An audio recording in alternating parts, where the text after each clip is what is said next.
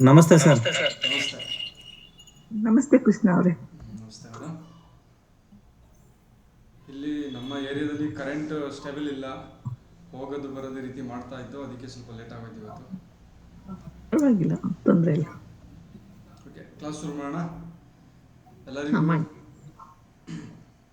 ನಾಲ್ಕನೇ ದಿನ ಅಲ್ಲ, ನಾಲ್ಕನೇ ಹೌದು, ದಿನದ ಓದಿದೆ. ಕಲರ್ ಥೆರಪಿ ಹಾ, ಕ್ಲಾಸ್ ಓದಿದೆ ಸರ್. ಸ್ವಾಗತ ಎಲ್ಲರಿಗೂ. ನಾಲ್ಕನೇ ದಿನ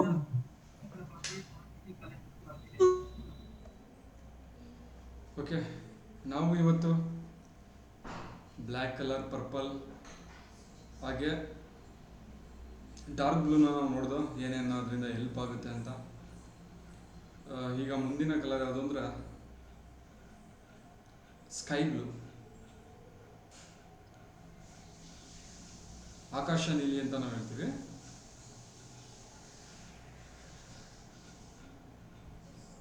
ವಿಡಿಯೋ ಆನ್ ಮಾಡ್ಕೊಳ್ಳಿ ಸರ್, ಸಾಧ್ಯ ಆದರೆ. ಮಾರ್ತಿ ಸರ್, ನಂದೀಶ್ ಅಣ್ಣ, ಇಫ್ ಇಟ್ ಈಸ್ ಪಾಸಿಬಲ್. ಇನ್ನು ಡ್ಯೂಟಿಲೇ ಇದ್ದೀನಿ. ಹೌದಾ, ಓಕೆ, ಆಯ್ತು. ಹಾ, Raghu sir, Maruti sir.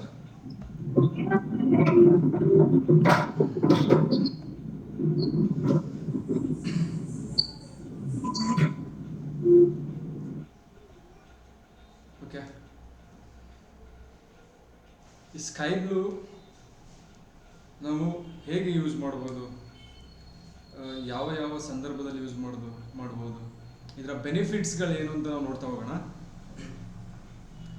Dark blue ನೋಡಿದ್ವು ನಾವು, ದ ಪವರ್ ಆಫ್ ವಿಂಡ್ ಅನ್ನೋದನ್ನ ನಾವು ನೋಡ್ತಾ ಬಂದ. ಎಷ್ಟು ಪವರ್ ಇರುತ್ತೆ ವಿಂಡ್ಗೆ, ಮಾನಸಿಕವಾಗಿ, ದೈಹಿಕವಾಗಿ ಎಷ್ಟೆಲ್ಲ ಬದಲಾವಣೆಗಳನ್ನು ನಾವು ಮಾಡ್ಬೋದು ವಿಂಡಲ್ಲಿ ಅನ್ನೋದನ್ನ ನಾವು ನೋಡ್ತಾ ಬಂದವಲ್ಲ. ಹಾಗೆಯೇ ಅದರ ಮುಂದಿನ ಅಂತ ಬಂದು ಸ್ಕೈ ಬ್ಲೂ. ಅಂದರೆ ಈ ಸ್ಕೈ ಬ್ಲೂನ ನಾವು ಕಲರ್ ಥೆರಪಿಯಲ್ಲಿ ಏನಾಗಿ ಯೂಸ್ ಮಾಡ್ತೀವಿ ಅಂದರೆ ಫೈರ್ ಆಗಿ ಯೂಸ್ ಮಾಡ್ತೀವಿ, ಅಗ್ನಿಯಾಗಿ ಯೂಸ್ ಮಾಡ್ತೀವಿ, ಬೆಂಕಿಯಾಗಿ. ಒಂದು ಫೈರ್ನ ಸಂಕೇತವಾಗಿ ಈ ಸ್ಕೈ ಬ್ಲೂನ ಯೂಸ್ ಮಾಡ್ತೀವಿ.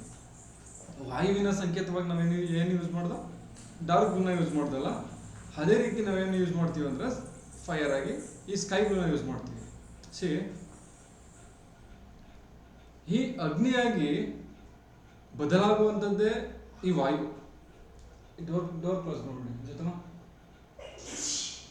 ಓಪನ್ ಮಾಡ್ಬಿಡಿ. ಹಾಗೆ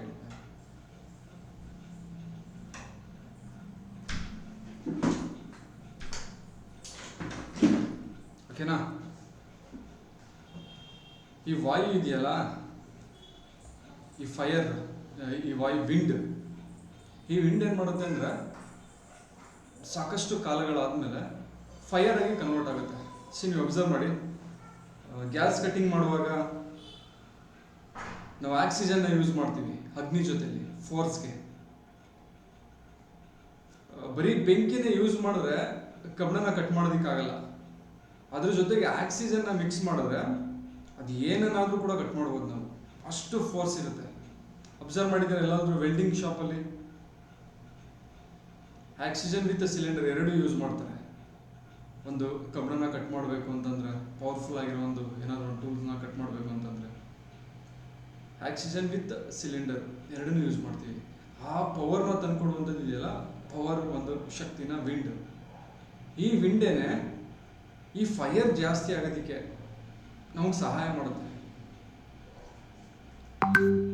ಮಕ್ಕಳಲ್ಲಿ, ನಮ್ಮ ಮನೇಲಿ ಯಾರಾದರೂ ಚಿಕ್ಕ ಮಕ್ಕಳಿದ್ರೆ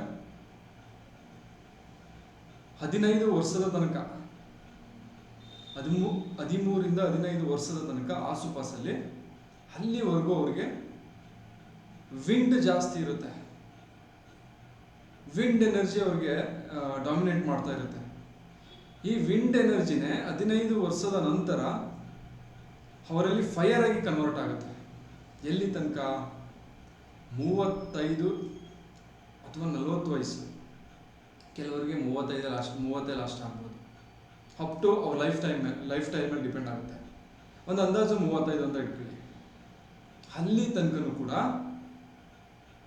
ಈ ಫೈರ್ ನಿಮ್ಮನ್ನ ಡಾಮಿನೇಟ್ ಮಾಡ್ತಾ ಬರುತ್ತೆ ಪ್ರತಿಯೊಬ್ಬರ ಲೈಫಲ್ಲೂ ಕೂಡ.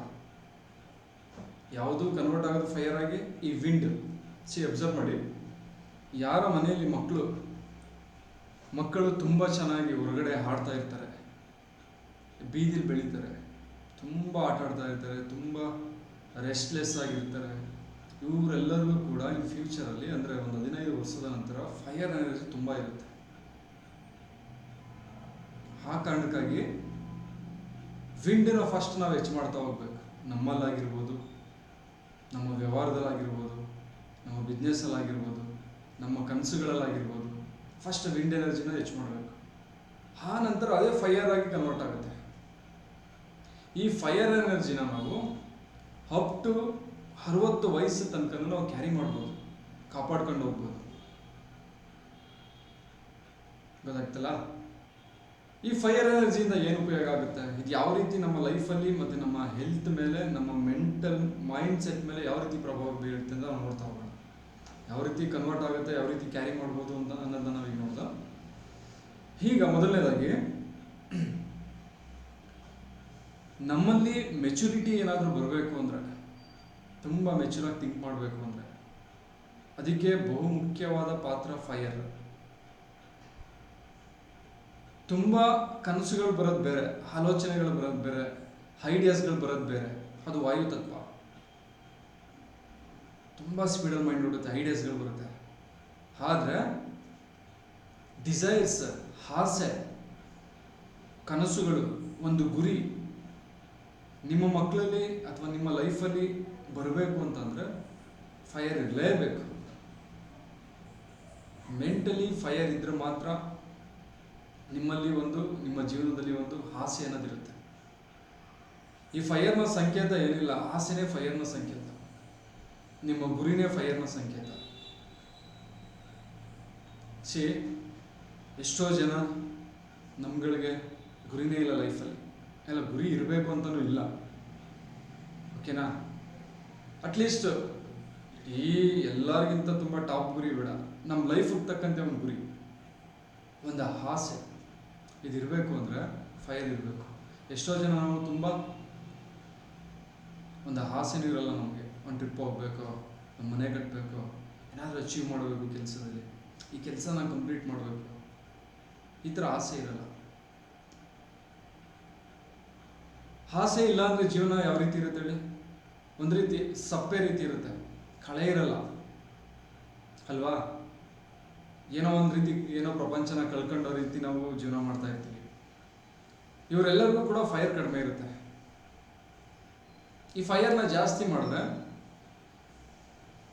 ನೀವು ಜಾಸ್ತಿ ಮಾಡ್ತಾ ಹೋದರೆ ಈ ಸ್ಕೈ ಬ್ಲೂನ ನಿಮ್ಮ ಎಡಗೈ ತೋರು ಬೆರಳಿಗೆ, ಇದು ಫೈರ್ನ ರೆಪ್ರೆಸೆಂಟ್ ಮಾಡುತ್ತೆ. ಈ ಬೆರಳಿಗೆ ಸ್ಕೈ ಬ್ಲೂ ಡಾಟ್ ಆಗ್ತಾ ಬಂದರೆ ಯಾಂಗ್ ಬ್ರೈನ್ಗೆ day by day fire increase ಆಗಿ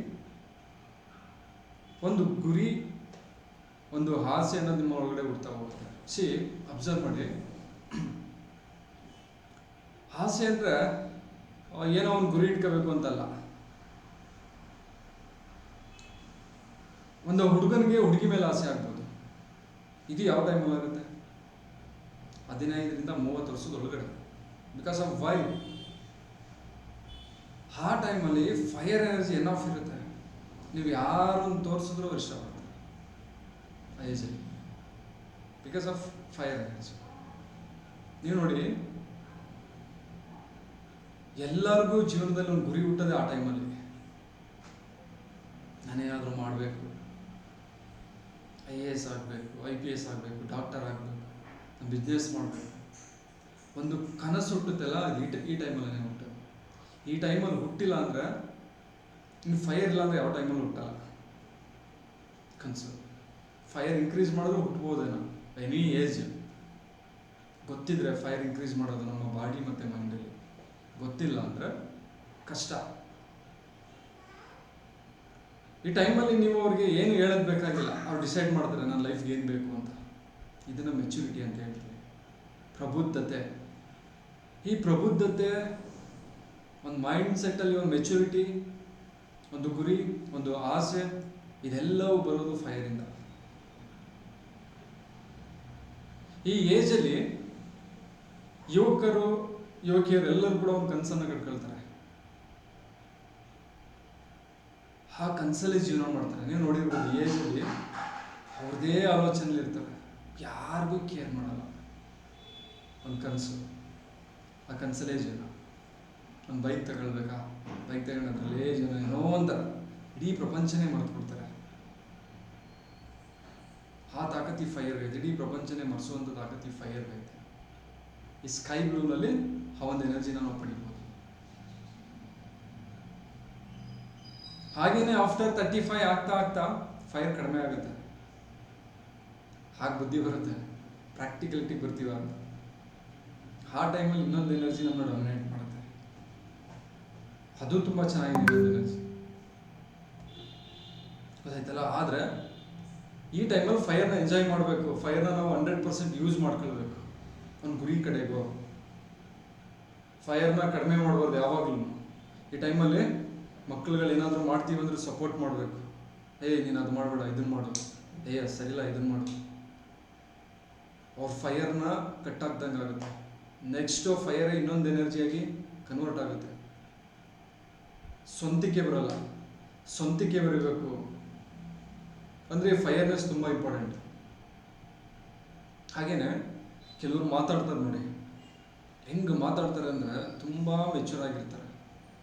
ಎಷ್ಟು ಪ್ರಬುದ್ಧತೆಯಿಂದ ಮಾತಾಡ್ತಾರೆ ಅಂದ್ರೆ ಒಂದು ಮಾತನ್ನು ಆಲೋಚನೆ ಮಾಡಿ ತುಂಬ ಆಲೋಚನೆ ಮಾಡಿ ಮಾತಾಡ್ತಾರೆ.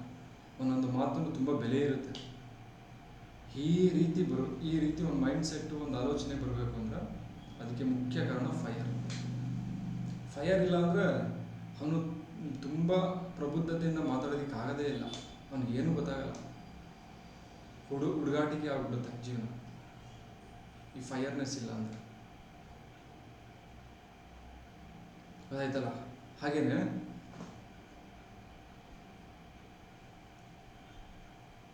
ಹುಡುಗಿ ನೋಡೋದಕ್ಕೆ ಏನಾದರೂ ಹೋದಾಗ ಈ ಫೈರ್ನೆಸ್ಸು ಯಾರಿಗೆ ಹೆಚ್ಚಾಗಿರುತ್ತೆ ತುಂಬ ಚೆನ್ನಾಗಿ ಕ್ಯಾಲ್ಕುಲೇಟ್ ಮಾಡ್ತಾರೆ ಅವರು. ಸಂಬಂಧ ಹೇಗಿರುತ್ತೆ, ಈ ಹುಡುಗಿ ಮದುವೆ ಆದರೆ ಫ್ಯೂಚರ್ ಹೇಗಿರುತ್ತೆ, ಅಪ್ಪ ಅಮ್ಮ ಹೇಗಿದ್ದಾರೆ, ಫ್ಯಾಮಿಲಿ ಹೇಗಿದ್ದಾರೆ, ಒಂದು ಬ್ಯಾಲೆನ್ಸಿಂಗ್ ಆಗಿದ್ರೆ ಫೈರ್. ನಾನು ಹೇಳ್ತಾ ಇರೋದು ಫೈರು ಒಂದು ಬ್ಯಾಲೆನ್ಸಿಂಗ್ ಆಗಿದ್ರೆ ಹೇಗಿದ್ದಾರೆ. ಮದುವೆ ಆಗಿ 5 ವರ್ಷ ಆದಮೇಲೆ ನಾವು ಹೇಗಿರ್ತೀವಿ, 10 ವರ್ಷ ಆದಮೇಲೆ ಹೇಗಿರ್ತೀವಿ, ಇದನ್ನೆಲ್ಲ ಕ್ಯಾಲ್ಕುಲೇಟ್ ಮಾಡಿಬಿಡ್ತಾರೆ. ಫೈರು ತುಂಬ ಜಾಸ್ತಿ ಇದ್ರೆ, ಅಗ್ನಿ ತತ್ವ ತುಂಬ ಜಾಸ್ತಿ ಇದ್ರೆ. ಅದೇ ಒಂದು ಲೆವೆಲ್ ಆಗಿ, ಒಂದು ಮೀಡಿಯಮ್ ಆಗಿ, ಒಂದು ಹೆಲ್ತಿ ಆಗಿದ್ರೆ ಅಗ್ನಿ ತತ್ವ, ಅವರೇನಾದ್ರು ಹುಡುಗಿ ನೋಡೋದಕ್ಕೆ ಹೋದ್ರೆ ಅಣ್ಣ ತಮ್ಮ ಅಪ್ಪ ಅಮ್ಮ ಯಾರು ನೋಡಲ್ಲ. ಹುಡುಗಿ ಓಕೆ, ನಾವು ಓಕೆ, ನಂಗೆ ಹುಡುಗಿ ಇಷ್ಟ ಅಷ್ಟೇ, ಮದುವೆ ಆಗ್ತೀನಿ. ನೋಡಿ, ಒಂದು ಪ್ಲಸ್ ಪಾಯಿಂಟ್ ಇದೆ, ಮೈನಸ್ ಪಾಯಿಂಟ್ ಇದೆ. ತುಂಬ ಜಾಸ್ತಿ ಆಯಿತು ಅಂದರೆ ಫ್ಯೂಚರ್ ಒಂದು 5 ವರ್ಷಕ್ಕಾಗಷ್ಟು ಯೋಚನೆ ಮಾಡ್ತಾರೆ, ಏನು ಮಾಡ್ಬೋದು, ಹೇಗೆ ಎತ್ತ ಅಂತ. ಅದೇ ಒಂದು ಲೆವೆಲ್ಗೆ ಫೈರ್ ಹೆಲ್ತಿ ಆಗಿದ್ರೆ ಯಾವುದನ್ನು ಯೋಚನೆ ಮಾಡಲ್ಲ. ಓಕೆ, ನಾನು ಮದುವೆ ಆಗ್ತೀನಿ ಅಷ್ಟೇ, ಹುಡುಗಿ ನನಗೆ ಇಷ್ಟ. ಈ ಇಷ್ಟ ಅಂತ ಹೇಳ್ತೀವಲ್ಲ, ಯಾವುದೇ ವಸ್ತುವನ್ನು ಇಷ್ಟಪಡಬೇಕು ಅಂದರೆ ಫೈರ್ ಬೇಕು. ಒಂದು ಪ್ಲೇಸ್ಗೆ ಹೋಗ್ತೀರ, ಆ ಪ್ಲೇಸ್ ನಿಮ್ಗೆ ಇಷ್ಟ ಆಗಬೇಕು, ನಿಮ್ಮಲ್ಲಿ ಫೈರ್ ಇರಬೇಕು.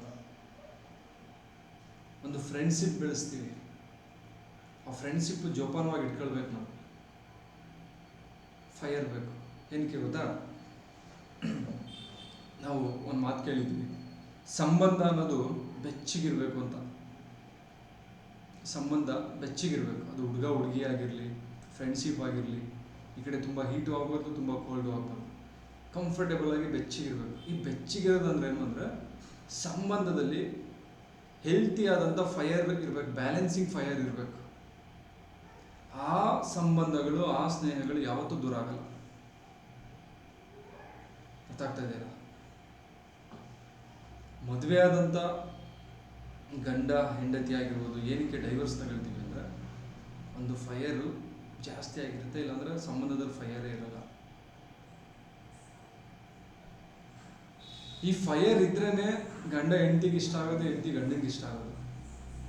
ಈ ಫೈರ್ ಇದ್ರೇ ಒಂದು ಹುಡುಗ ಹುಡುಗಿಗೆ ಇಷ್ಟ ಆಗೋದು, ಹುಡುಗಿ ಹುಡುಗನಿಗೆ ಇಷ್ಟ ಆಗೋದು. ಫ್ರೆಂಡ್ಶಿಪ್ ಬೆಳೆಯೋದು. ಫ್ರೆಂಡ್ಶಿಪ್ ಅಂದರೆ ಹುಡುಗರ ಫ್ರೆಂಡ್ಶಿಪ್ ಆಗಿರ್ಬೋದು, ಎಲ್ಲ ಥರದ ಫ್ರೆಂಡ್ಶಿಪ್. ಒಂದು ಬಿಸ್ನೆಸ್ಸು ನಂಬಿಕೆಯಿಂದ, ಒಂದು ಕಂಫರ್ಟೇಬಲ್ ಆಗಿ ಒಂದು ಬೆಚ್ಚನೆಯ ವಾತಾವರಣ ಇರಬೇಕು ಅಂದ್ರೆ ಫೈರ್ ಇರಬೇಕು. ನೀವು ತುಂಬ ಅಟ್ರಾಕ್ಟಿವ್ ಆಗಿ ಕಾಣಬೇಕು ಅಂದ್ರೆ ನಿಮ್ಮಲ್ಲಿ ಫೈರ್ ಇರಬೇಕು. ಫೈರ್ ಇಲ್ಲ ಅಂದರೆ ನಿಮ್ಮ ಹತ್ರನೂ ಯಾರು ಬರಲ್ಲ. ಕೋಲ್ಡ್ನೆಸ್ ಇದೆ. ಅದೇ ಒಂದು ಹೆಲ್ತಿ ಫೈರ್ ಇದ್ರೆ ನಿಮ್ಮ ಹೌರ ದೊಡ್ಡದಾಗಿರುತ್ತೆ, ನಿಮ್ಮ ಪ್ರಭಾವಳಿ ದೊಡ್ಡದಾಗಿರುತ್ತೆ, ನೀವು ಸಣ್ಣ ಮಾತಾಡಿದ್ರೆ ತುಂಬ ಎನರ್ಜೆಟಿಕ್ ಆಗಿರುತ್ತೆ. That is the power of fire. ಇದು ಎಷ್ಟು ಬ್ಯೂಟಿಫುಲ್ ಆಗಿದೆ ಅಂದ್ರೆ, ನೀವೊಬ್ಬರು ಯೂಟ್ಯೂಬರ್ ಆಗಿದ್ರೆ ನಿಮ್ಮನ್ನು ಲೈಕ್ ಮಾಡಬೇಕು, ಕನೆಕ್ಟಿವಿಟಿ ಜಾಸ್ತಿ ಆಗಬೇಕು ಅಂದರೆ ನಿಮ್ಮಲ್ಲಿ ಫೈರ್ ತುಂಬ ಇರಬೇಕು, ಮೆಂಟಲಿ ಮತ್ತು ಫಿಸಿಕಲಿ. ಅಗ್ನಿ ತತ್ವನ ನೀವು ಹಿಡ್ದಿಟ್ಕೊಂಡಿರ್ಬೇಕು. ಇಲ್ಲ ಅಂದರೆ ಫೈರ್ ಇಲ್ಲ ಅಂದರೆ ನಿಮ್ಮನ್ನು ಯಾರೂ ಸಬ್ಸ್ಕ್ರೈಬ್ ಮಾಡಲ್ಲ. ಎನಿ ಕನೆಕ್ಟಿವಿಟಿ, ಅಟ್ರಾಕ್ಷನ್ ಡಿಪಾರ್ಟ್ಮೆಂಟ್ಗೆ ಏನೇನು ಬರುತ್ತೆ, ಒಂದು ಫಿಲಮ್ ಆಗಿರ್ಬೋದು, ಒಂದು ಯೂಟ್ಯೂಬ್ ಆಗಿರ್ಬೋದು, ಒಂದು ಅಂಗಡಿ ಆಗಿರ್ಬೋದು, ಬಿಸ್ನೆಸ್ ಆಗಿರ್ಬೋದು, ಅಥವಾ ಒಂದು 10 ಜನ ಫ್ರೆಂಡ್ಸ್ಗಳ ಮಧ್ಯೆ ನೀವು ಅಟ್ರಾಕ್ಟಿವ್ ಆಗಿ ಎಲ್ಲ ಫ್ರೆಂಡ್ಸ್ಗಳು ನಿಮ್ಮ ಮಾತು ಕೇಳಬೇಕು ಅಂದರೆ ನಿಮ್ಮಲ್ಲಿ ಫೈರ್ನೆಸ್ ಇರಬೇಕು, ಅಟ್ರಾಕ್ಷನ್. ಉದಾಹರಣೆ, ಫೈರ್ಗೆ ಒಂದು ಉದಾಹರಣೆ ಯಾವುದು ಅಂದರೆ ಹೂ. ಈ ಹೂ ಇದೆಯಲ್ಲ, ಇದು ಫೈರ್ನ ಸಂಕೇತ. ಹಾಗೇನೆ ನಮ್ಮ ಕಣ್ಣುಗಳು ಕೂಡ ಫೈರ್ನ ಸಂಕೇತ. ಕಣ್ಣುಗಳು ಎಷ್ಟು ಹೊಳೆಯುತ್ತೆ ಅಷ್ಟು ನಮ್ಮ ಬಾಡಿಯಲ್ಲಿ ಫೈರ್ ಇದೆ ಅಂತ. ಎಲ್ಲಿ ಗೊತ್ತಾಗುತ್ತೆ ಫೈರ್ ಇದೆ ಅಂತ? ಕಣ್ಣುಗಳಲ್ಲಿ ಗೊತ್ತಾಗುತ್ತೆ. ಕಣ್ಣಲ್ಲಿ ಕಾಂತಿ ಅಂತ ಇರುತ್ತೆ. ಇದು ಎಂಟೈರ್ ಬಾಡಿ ಫೈರು ಧಗಧಗ ಅಂತ ಉರಿತಾ ಇರುತ್ತೆ ಮೇಲಕ್ಕೆ. ಫೈರ್ ಬೆಂಕಿ ಆಗಿದ್ದಾಗ ಮೇಲಕ್ಕೆ ಉರಿಯುತ್ತೆ. ಮೇಲಕ್ಕೆ ಉರಿತಿರುವಂಥ ಬೆಂಕಿ ಎನರ್ಜಿ, ಫೈರ್ ಎನರ್ಜಿ ಕಣ್ಣುಗಳಲ್ಲಿ ಕಾಣಿಸುತ್ತೆ. ಓಕೆನಾ? ಮುಖದಲ್ಲಿ ಕಾಣುತ್ತೆ. ಕೆಲವರಿಗೆ ಎಲ್ಲ ಬ್ಲ್ಯಾಕ್ ಆಗಿರುತ್ತೆ. ದಟ್ಸ್ ಮೀನ್ ಬಾಡಿಯಲ್ಲಿ ಫೈರ್ ಕಡಿಮೆ ಆಗ್ತಾ ಇದೆ ಅಂತ. ಇದು ಕಣ್ಣತ್ರ ಬ್ಲ್ಯಾಕ್ ಆಗುತ್ತಲ್ಲ, ಏನೋ ಸ್ಕಿನ್ ಪ್ರಾಬ್ಲಮ್ ಅಂತ ನಾವು ಅನ್ಕೊಳ್ತೀವಿ. ಸ್ಕಿನ್ ಪ್ರಾಬ್ಲಮ್ ಅಲ್ಲ, ಆರ್ಗನಲ್ಲಿ ಫೈರ್ ಕಡಿಮೆ ಆಗ್ತಾ ಇದೆ ಅಂತ. ಎಸ್ಪೆಷಲಿ ಸ್ಟಮಕ್ ಮತ್ತು ಸ್ಪ್ಲೀನಲ್ಲಿ ಫೈರ್ ಕಡಿಮೆ ಆಗ್ತಾ ಇದೆ ಅಂತ. ಲಿವರಲ್ಲಿ ಫೈರ್ ಕಡಿಮೆ ಆಗ್ತಾ ಇದೆ ಅಂತ. ಹಿಲ್ ಬ್ಲ್ಯಾಕ್ ಆಗುತ್ತೆ ಕೆಲವರಿಗೆ, ಡ್ರಿಂಕ್ಸ್ ಮಾಡೋರಿಗೆ ಹಿಲ್ ಬ್ಲ್ಯಾಕ್ ಆಗುತ್ತೆ. ಅಬ್ಸರ್ವ್ ಮಾಡಿ. That's liver and gall blood.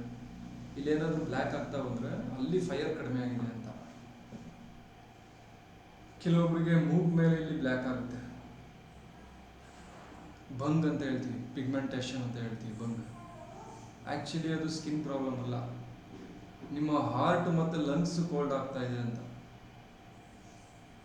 In future ಅದಕ್ಕೆ ಸಂಬಂಧಪಟ್ಟಂಥ ರಿಲೇಟಿವ್ ಪ್ರಾಬ್ಲಮ್ಸ್ಗಳು ನಿಮಗೆ ಬರುತ್ತೆ ಅಂತ. ಎದೆ ಚುಚ್ಚಾಗಿರ್ಬೋದು, ಗ್ಯಾಸ್ಟ್ರಿಕ್ ಆಗಿರ್ಬೋದು, ಬ್ರೆತ್ಲೆಸ್ ಆಗಿರ್ಬೋದು, ಈ ರೀತಿ ಪ್ರಾಬ್ಲಮ್ಸ್ ಬರುತ್ತೆ ಇಲ್ಲೇನಾದರೂ ಬ್ಲ್ಯಾಕ್ ಆಗಿದ್ರೆ.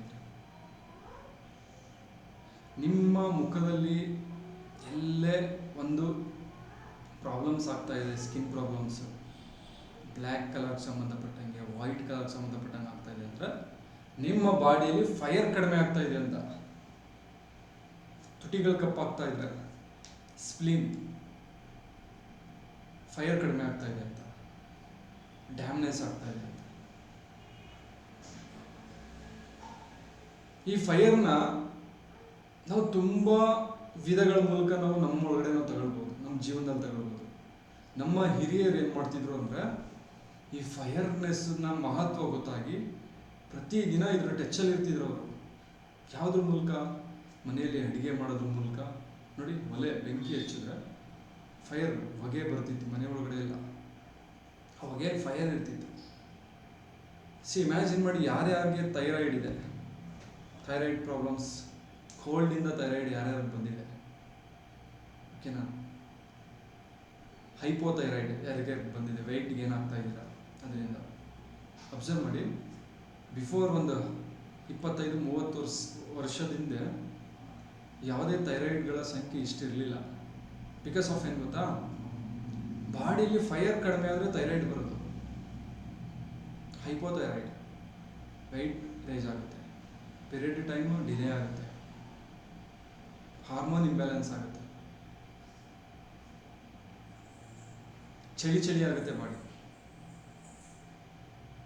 ಇವ್ರಿಗೇನು ಅಂದರೆ ಬಾಡಿಯಲ್ಲಿ ಫೈರ್ ಕಡಿಮೆ ಆಗ್ತಾ ಇರುತ್ತೆ. Especially stomach, liver, kidney fire ಕಡಿಮೆ ಆಗ್ತಾ ಇರುತ್ತೆ. ಹಿಂದೆ ಏನು ಮಾಡ್ತಿದ್ರು ಅಂದರೆ, ಮನೇಲಿ ಒಲೆ ಹಚ್ಚಿದ್ರೆ ಆ ಹೊಗೆ ಎಲ್ಲ ಮನೆಗೆ ತುಂಬಿಡ್ತಿತ್ತು. ಆ ಹೊಗೆನ ಉಸಿರಾಟಾಡ್ತಿದ್ವಿ ನಾವು. ಎಷ್ಟೋ ಸರಿ ಮನೆಯಿಂದ ಈಚೆ ಓಡಿದುಂಟು ನಮ್ಮ ಬಾಲ್ಯದ ಒಂದು ನೆನಪಿನಲ್ಲೂ. ಈಚೆಗೆ ಹೋಗಿ ಫುಲ್ ಕೆಮ್ಮು ಈಚೆಗೆ ಬಂದು ನಾವು ಕೆಮ್ತಿದ್ದ ಕಣ್ಣೆಲ್ಲ ನೀರು ಬರ್ತಿತ್ತು. ಫೈರ್ ಈ ರೀತಿನಾದ್ರೂ ಒಳಗಡೆ ಹೋಗ್ತಿತ್ತು. ಅಡುಗೆ ಮಾಡುವಾಗ ಅಮ್ಮ ಏನು ಮಾಡ್ತಿದ್ರು, ಆ ಸೌದೆ ಒಲೆಯಲ್ಲಿ ಊದಿ ನಮ್ಮ ಕೊಳವೆ ತೆಗೆದು ಊದಿ ಹೊಗೆನೆ ಕುಡಿತಾ ಬೆಂಕಿ ಫೈರ್ ಹತ್ರ ಇರ್ತಿದ್ರು. ಹಾಗೇನಾಗ್ತಿತ್ತು, ಅವ್ರ ಬಾಡಿ ಹೀಟ್ ಆಗ್ತಿತ್ತು. ಫುಲ್ಲು ಎಕ್ಸಸೈಸೇ ಮಾಡೋದು ಕೂಡ ಅಷ್ಟು ಬೆವರು ಬಂದ್ಬಿಡ್ತಿತ್ತು ಅವ್ರಿಗೆ. ಹಾಗೇನಾಗ್ತಿತ್ತು ಅಂದರೆ ಏನೋ ಫೈರ್ ಬಂದ್ಬಿಡ್ತಿತ್ತು, ಸಿಕ್ತಿತ್ತು ಅವ್ರಿಗೆ.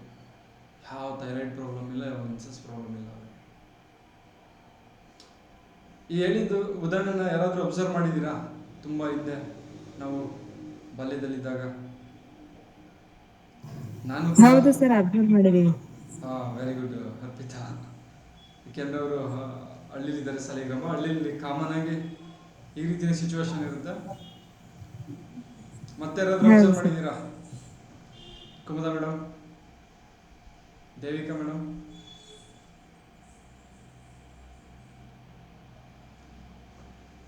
ಕರೆಕ್ಟ್ ಇದೆಯಾ ನಾ ಹೇಳ್ತಾ ಇರೋದು ಉದಾಹರಣೆ? ಕರೆಕ್ಟ್ ಇದೆ ಸರ್. ಯಾಕೆಂದ್ರೆ ನಾನು ಒಲೆ ಹಚ್ಚಿದ್ದೀನಿ ಹಿಂದೆ, ಸೌದೆ ಒಲೆ ಇದೆ. ಅದನ್ನ ಊದಿ ನಾವು ಒಳ್ಳೇದು ಮಾಡಿದ್ವಿ. ಫುಲ್ಲು ಫೈರ್ ಆಗ್ಬಿಡ್ತಿತ್ತು, ಬಾಡಿ ಎಲ್ಲ ಸಾಕಾಗ್ಬಿಡ್ತಿತ್ತು ಓದಷ್ಟರಲ್ಲಿ ಅಲ್ವಾ?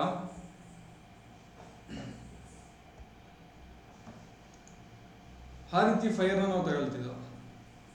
ಆ ನಂತರ ಮತ್ತೆ ಯಾವ ರೀತಿ ತಗೊಳ್ತಿದ್ವು ಅಂತ ಹೇಳಿದ್ರೆ, ಈ ಹೆಂಚುಗಳು ಬರ್ತಿದ್ದವು. ಈ ಕೈ ಹೆಂಚು ಅಂತ ಹೇಳ್ತೀವಿ ನಾವು ಹಳ್ಳಿಗಳ ಕಡೆ. ಈಗ ಹೆಂಚು ಫ್ಲ್ಯಾಟ್ ಬರುತ್ತೆ, ಫಸ್ಟ್ ಈಗ ಬರ್ತಿತ್ತು ಈ ಕೈ ಹೆಂಚು. ಇದರಲ್ಲಿ ಮನೆಯಲ್ಲಿ ಕೆಂಡನ ಹಾಕಿ ಅದ್ರ ಮೇಲೆ ಸಾಂಬ್ರಾಣಿ ಹಾಕಿ ದೇವ್ರ ಹತ್ರ ಇಡ್ತಿದ್ವಿ. ಸಾಂಬ್ರಾಣಿ ಹಾಕ್ತಿದ್ರು ಎಲ್ಲ. ವೀಕ್ಲಿ ಒನ್ ಟೈಮ್ ಆದರೂ ಪೂಜೆ ಮಾಡ್ತಿದ್ರು ಮನೇಲಿ ಸಾಂಬ್ರಾಣಿ ಹಾಕಿ. ಈಗೆಲ್ಲ ಬತ್ತಿಗಳು ಬಂದ್ಬಿಟ್ಟಿದೆ. ಆ್ಯಕ್ಚುಲಿ ಕೆಂಡದ ಮೇಲೆ ಇಡ್ತಿದ್ದೋ ನಾವು ಹಿಂದೆ, ಧೂಪ ಹಾಕೋದು ಅಂತ ಹೇಳ್ತೀವಿ. ಗೊತ್ತಿದ್ಯಾ? ಗೊತ್ತು ಸರ್. ಹಾಕಿದ್ದೀರಾ ಧೂಪ? ನಾವು ಹಾಕ್ತಾ ಇರ್ತೀವಿ ಸರ್, ಯಾವಾಗಾದ್ರೂ ಇಲ್ಲಿ ಕೂಡ ಹಾಕ್ತೀವಿ ಮೈಸೂರಲ್ಲಿ. ಈ ಧೂಪ ಹಾಕೋದೇನಕ್ಕೆ ಗೊತ್ತಾ? ಫೈರ್ನ ಸಂಕೇತ, ಪಂಚಭೂತಗಳಲ್ಲಿ ಒಂದು ಅಗ್ನಿ ಸಂಕೇತ. ಅಗ್ನಿ ನಮ್ಮ ಟಚ್ ಇರಲಿ ಅಂತ. ಅಕಸ್ಮಾತ್ ನಮ್ಮಲ್ಲಿ ಏನಾದರೂ ಅಗ್ನಿ ತತ್ವ ಕಡಿಮೆ ಆಗಿ ನೆಗೆಟಿವಿಟಿ ಆಗೋದು ಬೇಡ, ನಮ್ಮ ಕನಸುಗಳು ಕಡಿಮೆ ಆಗೋದು ಬೇಡ, ನಮ್ಮ ಗುರಿ ಕಡಿಮೆ ಆಗೋದು ಬೇಡ, ನಮ್ಮ ಎನರ್ಜಿ ಕಡಿಮೆ ಆಗೋದು ಬೇಡ ಅಂತ ಫೈರ್ ಜೊತೆ ನಾವು ಟಚಲ್ಲಿ ಇರ್ತಿದ್ವಿ. ಇದ್ರ ಜೊತೆಗೆ ಕರ್ಪೂರ ಹಾಕ್ತಿದ್ವಿ, ದೇವ್ರಿಗೆ ಕರ್ಪೂರ ತಗೊಳ್ತೀವಿ ರೀ. ಅಟ್ಲೀಸ್ಟ್ ಕೈನಾದರೂ ಟಚ್ ಮಾಡಿ ಪ್ರತಿದಿನ ಏನಾದರೂ ಒಂದು ರೀತಿ ಟಚ್. ಬಟ್ ಇವತ್ತಿನ ದಿನ ಆಗಿಲ್ಲ. ಎಲೆಕ್ಟ್ರಿಕ್ ಸ್ಟವ್ಗಳು, ಓವೆನ್ಸ್ ಇವೆಲ್ಲ ಬಂದು ಫೈರೇ ಇಲ್ಲ. ನೋಟಿಟ್ರೂ ಸುಡಲ್ಲ, ಅನ್ನ ಆಗ್ಬಿಡುತ್ತೆ. ಫೈರೇ ಇಲ್ಲ. ಈ ಫೈರೇ ಇಲ್ಲ ಅಂದರೆ ಪ್ರಾಬ್ಲಮ್ಸ್ಗಳು ಬಂದರೆ ಹೆಂಗೆ ಕ್ಯೂರ್ ಮಾಡೋದು ಹೇಳಿ? ಆ್ಯಸಿಡಿಟಿ ಆಗಿರ್ಬೋದು, ಗ್ಯಾಸ್ಟ್ರಿಕ್ ಆಗಿರ್ಬೋದು, ಕಿಡ್ನಿ ಪ್ರಾಬ್ಲಮ್ ಆಗಿರ್ಬೋದು, ಕ್ಯಾನ್ಸರ್ ಆಗಿರ್ಬೋದು. ಫೈರೇ ಟಚ್ ಇಲ್ಲ ಅಂದರೆ ನಿಮಗೆ ತುಂಬ ಕಷ್ಟ.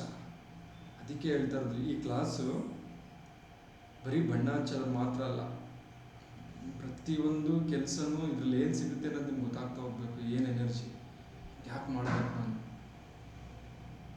ಹಾಗೇನು ಮಾಡ್ತೀರಾ ಅಂದರೆ ಸ್ಪಿರಿಚುಯಾಲಿಟಿನ, ಆಧ್ಯಾತ್ಮ ಅನ್ನೋದನ್ನ ಸೈಡ್ಗೆ ಹಾಕಿ ಸೈನ್ಸ್ ಅನ್ನೋದನ್ನಾದರೂ ಆ ಒಂದು ಮೈಂಡ್ ಸೆಟ್ಟಿಂದಾದರೂ ನೀವು ಹೋಗ್ತೀರ. ನಂಬಿಕೆ ಇರಲಿ ಇಲ್ಲದೆ ಹೋಗಿ ಇದನ್ನೆಲ್ಲ ಆಧ್ಯಾತ್ಮ ಅಂತ ಮಿಕ್ಸ್ ಮಾಡೋದು ಈಗಾದರೂ ಕೇಳ್ತಾರೆ ಅಂತ ಹೇಳಿ ನಮ್ಮ ಹಿರಿಯರು. ಅಟ್ಲೀಸ್ಟ್ ನಂಬಿಕೆ ಇಲ್ದರೆ ನಾನು ಹೇಳ್ತಾ ಇರೋದು, ಸೈನ್ಸ್ ಅಂತನಾದರೂ ನೀವು ಫಾಲೋ ಅಪ್ ಮಾಡ್ಬೋದು. ದೇವಸ್ಥಾನದಲ್ಲೂ ಮಂಗಳಾರತಿ ತಗೊಳ್ಳೋದು ಫೈರ್ ಜೊತೆ ಸಂಬಂಧ. ಜಸ್ಟ್ ಆ ಟಚ್ ಮಾಡ್ತಿದ್ದಂಗೆ ಒಂದು ಎನರ್ಜಿ ಬರುತ್ತೆ. ಆ ಗೈಡ್ ಮಾಡ್ಬೋದು ನೀವು. ಎಸ್, ನನ್ನ ಗುರಿ ಇಲ್ಲ, ಒಂದು ಆಸೆ ಹುಟ್ಟುತ್ತೆ.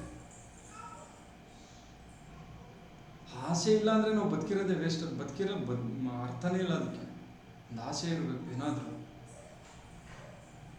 ಏನಾದರೂ ಮಾಡಬೇಕಪ್ಪ ನನ್ನ ಖುಷಿಗೆ, ಬೇರೆಯವ್ರ ಖುಷಿಗಲ್ಲ. ಅಟ್ಲೀಸ್ಟ್ ನಾನು ಎನರ್ಜೆಟಿಕ್ ಆಗಿರೋದಕ್ಕೆ. ಎಂಡ್ ಆಫ್ ದ ಲೈಫ್ ನಾನು ನೆನೆಸ್ಕೊಳ್ಬೇಕು, ನನಗೆ ಅನಿಸಿದ್ದು, ನನಗೆ ಇಷ್ಟ ಆಗಿದ್ದು ನಾನು ಮಾಡಿದೆ ಅಂತ. ಅಟ್ಲೀಸ್ಟ್ ಅಷ್ಟಾದರೂ ಬರಬೇಕು ಅಂದ್ರೆ ಫೈರ್ ಇರಬೇಕು. ಇಲ್ಲಾಂದ್ರೆ ಏನು ಮಾಡ್ತೀವಿ ಗೊತ್ತಾ? ಈ ಫೈರ್ ಇರೋರು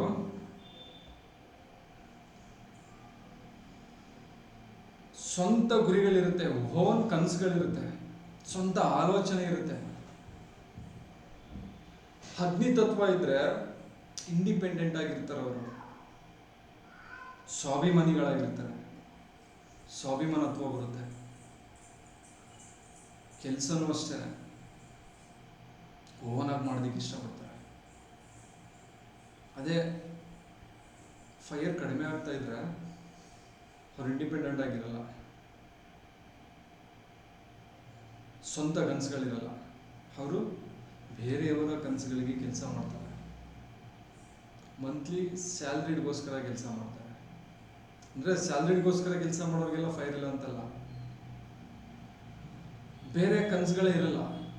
ಡ್ಯೂಟಿಗೆ ಹೋಗೋ, ಆಫೀಸ್ಗೆ ಹೋಗಿ ಮನೆಗೆ ಬಾ ಅಷ್ಟೇ, ಬೇರೆ ಆಕ್ಟಿವಿಟೀಸ್ ಏನಿರಲ್ಲ. ನಿಮ್ಮ ಮಕ್ಕಳು ಉದ್ಯೋಗ ಸೃಷ್ಟಿ ಮಾಡಬೇಕು ಅಂದರೆ, ಇಡೀ ದೇಶದಲ್ಲಿ ಉದ್ಯೋಗ ಸೃಷ್ಟಿ ಆಗಬೇಕು ಅಂದರೆ ಮಕ್ಕಳುಗಳಲ್ಲಿ ಇನ್ನೂ ಫೈರ್ ಇರೋ ರೀತಿ, ಹೆಲ್ತಿ ಫೈರ್ ಇರೋ ರೀತಿ ನಾವು ನೋಡ್ಕೊಳ್ಬೇಕು. ದೇಶ ಉದ್ಧಾರ ಆಗಬೇಕು ಅಂದರೆ ಫೈರ್ನೆಸ್ ಇರಬೇಕು, ದಗ ಅಂತ ಉರಿತಾ ಇರ್ಬೇಕು ಮಕ್ಕಳಲ್ಲಿ ಫೈರ್ನೆಸ್. ಆಗ ಹೊಸ ಐಡಿಯಾಸ್ಗಳು ಬರುತ್ತೆ, ಆಲೋಚನೆಗಳು ಬರುತ್ತೆ, ಕನಸುಗಳು ಬರುತ್ತೆ, ಏನಾದರೂ ಅಚೀವ್ ಮಾಡ್ತಾರೆ. ಈ ಫೈರ್ನೆಸ್ ಬರಬೇಕು ಅಂದರೆ ಏನಾಗಿರ್ಬೇಕು ಹೇಳಿ? ಫಸ್ಟ್ ಮಕ್ಕಳುಗಳಲ್ಲಿ ವಿಂಡ್ ಎನರ್ಜಿ ಆಕ್ಟಿವ್ ಮಾಡ್ಬೇಕು ನಾವು. ಫಸ್ಟ್ ವಿಂಡ್ ಎನರ್ಜಿ ಯಾವಾಗ ಆಕ್ಟಿವ್ ಆಗುತ್ತೆ ಗೊತ್ತಾ? ಮಕ್ಕಳುಗಳನ್ನ ಮನೆಯಿಂದ ಈಚೆ ಬಿಡಲಿಲ್ಲ ಅಂದರೆ ವಿಂಡ್ ಎನರ್ಜಿ ಡೆವಲಪ್ ಆಗಲ್ಲ. ಫೈರ್ ಎನರ್ಜಿ ಅಂತೂ ಡೆವಲಪೇ ಆಗಲ್ಲ. ವಿಂಡ್ ಎನರ್ಜಿ ಇದ್ದಿದ್ದಾನೆ ಫೈರ್ ಬರೋದು. ನಮ್ಮ ಇಂಡಿಯಾದಲ್ಲಿ ಎಲ್ಲ ಕೆಲಸಕ್ಕೋಸ್ಕರ ಏನು ಕಷ್ಟಪಡ್ತೀವಿ ಅಂದರೆ, ಏನಕ್ಕೆ ಓನ್ ಉದ್ಯೋಗ ಮಾಡಲ್ಲ ಜಾಸ್ತಿ ಹೆಚ್ಚಾಗಿ. ನೀವು ಫಾರಿನ್ಗೆ ಹೋದ್ರೂ ಕೆಲಸಕ್ಕೆ ಹೋಗೋದು. ನೀವು ಫಾರಿನಲ್ಲಿ ನೀವು ಕಂಪ್ನಿಗೆ ಹೋಗ್ತೀರಾ, ಎಲ್ಲೋ ರೇರು, ಒಬ್ಬರು ಇಬ್ಬರು ಅಷ್ಟೇ ಉದ್ಯೋಗ ಸೃಷ್ಟಿ ಮಾಡೋದು ಫಾರಿನ್ಗೆ ಹೋದ್ರು. ಇನ್ನೆಲ್ಲ ನೀವು ಒಳ್ಳೊಳ್ಳೆ ಕಂಪ್ನಿಗೆ ಜಾಯ್ನ್ ಆಗ್ತೀರ ಅಷ್ಟೇ ಹೊರತು ಸ್ವಂತ ಉದ್ಯೋಗ ಸೃಷ್ಟಿ ಮಾಡ್ತಾ ಇಲ್ಲ. ಇಡೀ ವರ್ಲ್ಡಲ್ಲಿ ಏನು ಹೇಳ್ತೀವಿ ಅಂದರೆ, ಕೆಲಸ ಮಾಡೋದಕ್ಕೆ ದಿ ಬೆಸ್ಟ್ ಎಂಪ್ಲಾಯ್ಸ್ ಯಾರು ಅಂದರೆ ಇಂಡಿಯನ್ಸ್ ಅಂತ ಹೇಳ್ತಾರೆ. ಸರ್ಚ್ ಮಾಡಿ ನೋಡಿ ಗೂಗಲಲ್ಲಿ ಅಥವಾ ಎಲ್ಲಾದರೂ ಆರ್ಟಿಕಲಲ್ಲಿ. ದಿ ಬೆಸ್ಟ್ ಎಂಪ್ಲಾಯೀಸ್ ಯಾರು ಅಂದರೆ ವರ್ಲ್ಡಲ್ಲಿ ಇಂಡಿಯನ್ಸ್. ಏನಕ್ಕೆ ಗೊತ್ತಾ? ಇಂಡಿಯನ್ಸ್ ಈಗಿನ ಶಿಕ್ಷಣ ವ್ಯವಸ್ಥೆ ಹೇಗಿದೆ, ಅವ್ರಿಗೆ ಈ ನಾಲೆಡ್ಜ್ ಇಲ್ಲ. ವಿಂಡು, ಫೈರು, ಹ್ಯುಮಿಡಿಟಿ ಇದು ಕಾಲಕ್ಕೆ ಬದಲಾಗುತ್ತೆ ಅನ್ನೋ ನಾಲೆಡ್ಜ್ ಇಲ್ಲ. ಯಾವ ಟೈಮ್ಗೆ ಯಾವುದನ್ನು ಇಂಪ್ರೂವ್ ಮಾಡಬೇಕು ಅಂತ ಅವ್ರಿಗೆ ಒಂದೇ ನಾಲೆಡ್ಜ್ ಏನು ಅಂದರೆ, ನೀನು ಮಾರ್ಕ್ಸ್ ತೆಗಿಬೇಕು, ಚೆನ್ನಾಗಿ ಓದಬೇಕು, ಮೆಮೊರಿ ಪವರ್ ಜಾಸ್ತಿ ಆಗಬೇಕು. ಇದರ ಎಲ್ಲ ಲಕ್ಷಣಗಳೇನು ಗೊತ್ತಾ? ಶಿಸ್ತಾಗಿರ್ಬೇಕು ನೀನು, ಡಿಸಿಪ್ಲಿನ್. ವಿಂಡಿಗೆ ಯಾವ ಡಿಸಿಪ್ಲಿನ್ ಇಲ್ಲ ರೀ. ನೀವು 13-15 ವರ್ಷದ ಮಕ್ಕಳಿಗೆ ನೀವು ಡಿಸಿಪ್ಲಿನ್ ಮಾಡ್ತಾ ಅವ್ರಿಗೆ ನೀವು ಪ್ರಾಕ್ಟೀಸ್ ಮಾಡಿಸ್ತಾ ಹೋದ್ರೆ ಅವ್ರಿಗೆ ವಿಂಡೇ ಡೆವಲಪ್ ಆಗಲ್ಲ. ನೀವು ಡಿಸಿಪ್ಲೀನು, ಶಿಸ್ತು, ಮೆಮೊರಿ, ಓದು, ಎಕ್ಸಾಮ್ ಎಷ್ಟು ಮಾರ್ಕ್ಸ್ ತೆಗಿ, ಇವೆಲ್ಲ ಯಾವುದು ಗೊತ್ತಾ? ಹ್ಯುಮಿಡಿಟಿ, ಭೂತತ್ವದ ಸಂಕೇತವೆಲ್ಲ. ಆಫ್ಟರ್ 25-26 ಆದಮೇಲೆ ಅವೆಲ್ಲ ಡೆವಲಪ್ ಆಗ್ತವೆ, ತುಂಬ ಪವರ್ಫುಲ್ ಆಗಿ ಡೆವಲಪ್ ಆಗ್ತವೆ. ನೀವು ಏನೇನು ಕೇಳ್ತೀರ ಮಕ್ಕಳಲ್ಲಿ, ಪಾಪ 6-7 ವರ್ಷದ ಮಕ್ಕಳಲ್ಲಿ, 10 ವರ್ಷದ ಮಕ್ಕಳಲ್ಲಿ ಸೈಲೆಂಟ್ ಆಗಿರ್ಬೇಕು, ಶಿಸ್ತಾಗಿರ್ಬೇಕು, ಆಟಾಡಬಾರ್ದು, ಗಲಾಟೆ ಮಾಡಬಾರ್ದು, ಇವೆಲ್ಲವೂ ಹ್ಯುಮಿಡಿಟಿ ಲಕ್ಷಣ. 35 ವರ್ಷ ಆದಮೇಲೆ ಹೇಗಿರ್ತೀವಿ ನಾವೆಲ್ಲ? ಶಿಸ್ತಾಗಿ ಆಫೀಸ್ಗೆ ಹೋಗಿ ಮನೆಗೆ ಬರ್ತೀವಿ, ಉತ್ತಮ ಪ್ರಜೆ ರೀತಿ ಇರ್ತೀವಿ, ಯಾರ ದಂಡೆಗೆ ಹೋಗಲ್ಲ, ಮಾಡಿದ್ನೇ ಕೆಲಸ ಮಾಡ್ತಾ ಹೋಗ್ತೀವಿ. ಯಾವ ಹೊಸ ಆಲೋಚನೆ ಬರಲ್ಲ, ಹೊಸ ಆಲೋಚನೆ. ಹೆಂಗೋ ಸಾಕಪ್ಪ, ಒಂದು ಒಳ್ಳೆ ಸ್ಯಾಲ್ರಿ ಸಿಗ್ತೈತಿ, ಕೆಲಸ ಮಾಡ್ಕೊಳ್ಳೋಣ ಅಂತ. ಇದು ಇಮ್ಯುನಿಟಿ. ಈ ಕ್ವಾಲಿಟೀಸ್ನ ನೀವು 13 ಇಯರ್ ಒಳಗಡೆ ನೀವು ಕೇಳಿದ್ರೆ ಮಕ್ಕಳಲ್ಲಿ ಕೇಳ್ತೀರ. ಈಗೆಲ್ಲ ಆಗ್ತಾರೆ ಹಾಗೇನೆ, ಕಾನ್ವೆಂಟಿಗೆ ಸೇರಿಸು, ಇಷ್ಟು ದಪ್ಪ ಬ್ಯಾಗು, ಅವ್ರ ಹೋಮ್ವರ್ಕು, ಅವ್ರು ಆಟ ಆಡಂಗಿಲ್ಲ. ಸ್ಕೂಲ್ಗೆ ಹೋದ್ರೂ 4 ಗೋಡೆ ಮಧ್ಯದಲ್ಲಿ, ಮನೆಗೆ ಬಂದರೂ 4 ಗೋಡೆ ಮಧ್ಯದಲ್ಲಿ. ಎಕ್ಸಾಮ್ ಇದ್ರೆ ಮಕ್ಕಳಿಗಿಂತ ನಿಮಗೆ ಟೆನ್ಷನ್ ಜಾಸ್ತಿ. ವಿಂಡು ಹಂಗೆ ಅಮುಕ್ಬಿಡ್ತೀರ ವಿಂಡ್ ಎನರ್ಜಿನ. ವಿಂಡ್ ಎನರ್ಜಿ ಇಲ್ಲ ಅಂದರೆ ಆಫ್ಟರ್ 15 ವರ್ಷ ಆದಮೇಲೆ ಅವ್ರಿಗೆ ಹೊಸ ಆಲೋಚನೆ, ಕನಸುಗಳು ಎಲ್ಲಿಂದ ಬರುತ್ತೆ? ಅವ್ರಿಗೆ ಧೈರ್ಯನೇ ಬರಲ್ಲ. ವಿಂಡ್, ಫೈರ್ ಧೈರ್ಯದ ಸಂಕೇತ ಕಂಡ್ರಿ. ಇಡೀ ಪ್ರಪಂಚ ಬಂದರೂ ಎದುರಿಸ್ತೀನಿ ಅನ್ನುವಂಥ ಒಂದು ತಾಕತ್ತು ಫೈರ್ ಇರೋರು ಮಾತ್ರ. ಫೈರ್ ಇರಬೇಕು ಅಂದರೆ ಹೇಳ್ತಾ ಇದ್ದೀನಿ, ವಿಂಡ್ ಇರಬೇಕು ಅಂತ. ಅಬ್ಸರ್ವ್ ಮಾಡಿ, ಇದು ಮೇನ್ ಪ್ರಾಬ್ಲಮ್ ನಾವು ಮಕ್ಕಳಲ್ಲಿ ಮಾಡ್ತಾ ಇರೋದು. ತುಂಬ ಚಿಕ್ಕ ವಯಸ್ಸಿಗೆ ನಾವು ಅವ್ರಿಗೆ ಹ್ಯುಮಿಡಿಟಿ ಭೂತತ್ವನ ಇಂಪ್ರೂವ್ ಮಾಡ್ತಾ ಇದ್ದೀವಿ. ಹಾಗಾಗಿ ಮಕ್ಕಳು ಕನಸಿಲ್ಲ, ಒಂದು ಕಂಪ್ನಿ ಹುಟ್ಟಾಕ್ಬೇಕನ್ನೋ ಕನಸಿಲ್ಲ, ಸಮಾಜನ ಬದಲಾವಣೆ ಮಾಡ್ಬೇಕನ್ನೋ ಕನಸಿಲ್ಲ, ಲೀಡರ್ ಕ್ವಾಲಿಟೀಸ್ ಇಲ್ಲ. ಲೀಡರ್ ಕ್ವಾಲಿಟೀಸ್ ಎಲ್ಲ ಏನು, ವಾಯುತತ್ವ ಮತ್ತು ಫೈರ್ನ ಸಂಕೇತ ಅವು. ಲೀಡರ್ಗಳು ಹೆಂಗಿರ್ತಾರೆ, ಪಟಾಪಟ ಒಂದು ಕಡೆ ಇರಲ್ಲ, ಅಲ್ಲಿ ಇಲ್ಲಿ ಓಡಾಡ್ಕೊಂಡು ಸಂಘಟನೆ ಮಾಡ್ಕೊಂಡು ಅಟ್ರಾಕ್ಟಿವ್ ಆಗಿರ್ತಾರೆ. ನೀನು ಅವನಿಗೆ ಹ್ಯುಮಿಡಿಟಿ ಜಾಸ್ತಿ ಮಾಡಿಬಿಟ್ರೆ ಅವನಲ್ಲಿ ಲೀಡರ್ ಆಗ್ತಾನೆ. ಹ್ಯುಮಿಡಿಟಿ ಮಾಡಿದ್ರೆ ಒಳ್ಳೆ ಯಾರಿಗೂ ತೊಂದರೆ ಕೊಡದಾರಂತ ಪ್ರಜೆ ಆಗ್ತಾನೆ. ಒಂದು ಕಡೆ ಭೂಮಿ ಹೆಂಗಿರುತ್ತೆ, ಒಂದು ಕಡೆ ಸುಮ್ಮನೆ ಇದೆ, ಮನೆ ಫ್ಯಾಮಿಲಿನ ಪೋಷಣೆ ಮಾಡ್ಕೊಂಡು ಆರಾಮಾಗಿರ್ತಾನೆ. ಆದರೆ ಹೊಸತನ ಇರಲ್ಲ, ಕನಸುಗಳಿರಲ್ಲ, ಧೈರ್ಯ ಇರಲ್ಲ. ಕಾನ್ವೆಂಟಲ್ಲಿ ಓದಿರೋರ್ಗು ಗೌರ್ನಮೆಂಟ್ ಸ್ಕೂಲಲ್ಲಿ ಓದಿರೋರ್ಗು ಮಕ್ಕಳುಗಳಿಗೆ ಹೇಳ್ತಾ ಇರ್ತೀವಿ, ಗೌರ್ನಮೆಂಟ್ ಸ್ಕೂಲಲ್ಲಿ ಓದಿರೋ ಮಕ್ಕಳಿಗೆ ಏನಕ್ಕೆ ಧೈರ್ಯ, ಏನಕ್ಕೆ ಪೊಲಿಟಿಷಿಯನ್ಸ್ಗಳು ಅವರೇ ಆಗ್ತಾರೆ? ಬಿಕಾಸ್ ಆಫ್ ವಿಂಡ್ ಎನರ್ಜಿ ರೇಜ್ ಆಗುತ್ತೆ. ಯಾವಾಗ ವಿಂಡ್ ಎನರ್ಜಿ ರೇಜ್ ಆಗುತ್ತೆ ಗೊತ್ತಾ? ರಿಸ್ಟ್ರಿಕ್ಷನ್ಸ್ ಇರಬಾರ್ದು, ಅವ್ರಿಗೆ ನಿಬಂಧನೆಗಳು ಇರಬಾರ್ದು. ಇದೇ ಮಾಡ್ಬೇಕು ಅದೇ ಮಾಡ್ಬೇಕಂತ ಇರಬಾರ್ದು, ಇಷ್ಟೇ ಮಾರ್ಕ್ಸ್ ತೆಗಿಬೇಕಂತ ಇರಬಾರ್ದು. ನಿನ್ನ ಕೈಲಿ ಆಗುತ್ತಾ ಮಾಡು, ಆರಾಮಾಗಿರು, ಎಷ್ಟಾಗುತ್ತೋ ಅಷ್ಟು ಕಲಿ, ಚೆಂದಾಗಿ ಆಟ ಆಡ್ಕೊಂಡಿರು. ಈಗ ಚೆಂದಾಗಿ ಆಟ ಆಡಿದ್ದು, ಈಗ ಅವನಿಗೆ ವಿಂಡ್ ಎನರ್ಜಿನ ಡೆವಲಪ್ ಮಾಡಿದ್ದು, ನೆಕ್ಸ್ಟ್ ಫೈರ್ ಆಗುತ್ತೆ. ಅವ್ನು ಕನಸು ಬರುತ್ತಾಗ ನಾನು ಈ ಕೆಲಸ ಮಾಡಬೇಕು, ಆ ಕೆಲ್ಸಕ್ಕೆ ಸ್ಟಾರ್ಟ್ ಮಾಡ್ತಾನೆ ವರ್ಕ್ ಮಾಡೋದಕ್ಕೆ. ಆ ಕೆಲ್ಸಕ್ಕೆ ಮಾಡ್ತಾ ಮಾಡ್ತಾ ಮಾಡ್ತಾ ಕನಸು ದೊಡ್ಡದಾಗ್ತಾ ಆಗ್ತಾ ನೆಕ್ಸ್ಟ್ ಆಫ್ಟರ್ 25, 28, 30 ಏಜ್ ಬರೋಷ್ಟರಲ್ಲಿ ಇಮ್ಯುನಿಟಿ ಜಾಸ್ತಿ ಆಗುತ್ತೆ. ಅಂದರೆ ಆ ಟೈಮಲ್ಲಿ ಶಿಸ್ತು ತಗೊಳುತ್ತೆ, ನಿನ್ನ ಕನಸಿಗೆ ಒಂದು ಶಿಸ್ತು ಬರುತ್ತೆ. ಆಗ ಇನ್ನೂ ಚೆನ್ನಾಗಿ ಕೆಲಸ ಮಾಡ್ತೀಯ. ಆಗ ವಿತ್ ಧೈರ್ಯ ಬಂದಿರುತ್ತೆ, ವಾಯುತತ್ವ ಇರುತ್ತೆ, ಎಲ್ಲ ಇರುತ್ತೆ. ಆಗ ನೀವು ಅಚೀವ್ ಮಾಡ್ತೀರ. ನೀವು ವಿಂಡು ಮತ್ತು ಫೈರ್ ಇಲ್ಲದೇ ಅವನ ಲೀಡ್ರ್ ಆಗು, ಧೈರ್ಯವಾಗಿರು, ಎದುರಿಸಿ ಎಲ್ಲರಿಗೂ ಅಂದರೆ ಏನೂ ಪ್ರಯತ್ನ ಇಲ್ಲ. ಏನಾದರೂ ಸಾಧನೆ ಮಾಡೋದ್ರೆ ಆಗೋದೇ ಇಲ್ಲ. ಹಾಗಾಗಿ ಇಂಡಿಯಾದಲ್ಲಿ ಎಜುಕೇಷನ್ ಮಾಡಿದಂಥವ್ರಿಗೆಲ್ಲ ಇಮ್ಯುನಿಟಿ ಜಾಸ್ತಿ ಮಾಡ್ತಾರೆ, ಭೂತತ್ವ ಜಾಸ್ತಿ ಮಾಡ್ತಾರೆ. ಫಸ್ಟ್ ಕಾನ್ವೆಂಟ್ಸ್ಗಳಲ್ಲಿ ಒಳ್ಳೊಳ್ಳೆ ತುಂಬ ಮೆಮೊರಿ ಪವರ್ ಇಂಪ್ರೂವ್ ಮಾಡ್ತಾರೆ. ಭೂತತ್ವ ಸಂಕೇತ, ಮೆಮೊರಿ ಪವರ್ಗೆ ಎಲ್ಲೋ ಕಲರ್ ಹಾಕಿ ಅಂತ ನಾನು ಹೇಳ್ತೀನಿ. ದಟ್ಸ್ ದ ಭೂತತ್ವ ಸಂಕೇತ. ಆಗ ನೀವೇನು ಮಾಡ್ತೀರಾ? ಫೈರ್ ಆಗೋ ಸಮಯದಲ್ಲೂ ಭೂತತ್ವ ಇರುತ್ತೆ, ಭೂತತ್ವ ಬರೋ ಸಮಯದಲ್ಲೂ ಭೂತತ್ವ ಇರುತ್ತೆ. ಆಗ ಒಂದು ಏಜಲ್ಲೂ ಒಳ್ಳೆ ವರ್ಕರ್ಸ್ಗಳಾಗಿರ್ತೀರ, ಮಾಡಿದ್ನೇ ಮಾಡಿ. ಹಾಗೇನು ಮಾಡ್ತೀರಾ? ಫಾರಿನ್ಗೆ ಹೋಗ್ತೀರ, ಯಾವುದೋ ಕಂಪ್ನಿಲಿ ಸೇರ್ಕೊಂಡು ಕೆಲಸ ಮಾಡ್ತೀರಾ, ಒಳ್ಳೆ ಪ್ಯಾಕೇಜ್ ಸಿಗುತ್ತೆ, ಆರಾಮಾಗಿರ್ತೀರ. That's it. ನೀವು ಫೈರ್ನ ಟೇಸ್ಟ್ ಮಾಡಲ್ಲ, ವಿಂಡನ್ನು ಟೇಸ್ಟ್ ಮಾಡಲ್ಲ. ಇದು ಬೇಕು ಅಂದರೆ ವಿಂಡನ್ನು ಡೆವಲಪ್ ಮಾಡಬೇಕು.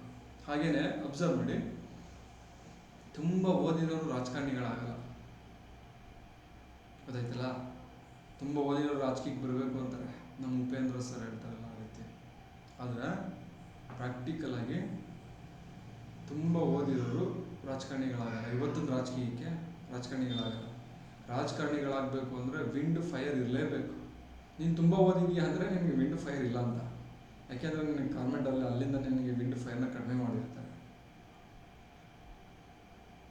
ಹೊಸ ಕನಸಿರ್ಬೇಕು ನಿನಗೆ ರಾಜಕೀಯಕ್ಕೆ ಬರಬೇಕು ಅಂದರೆ.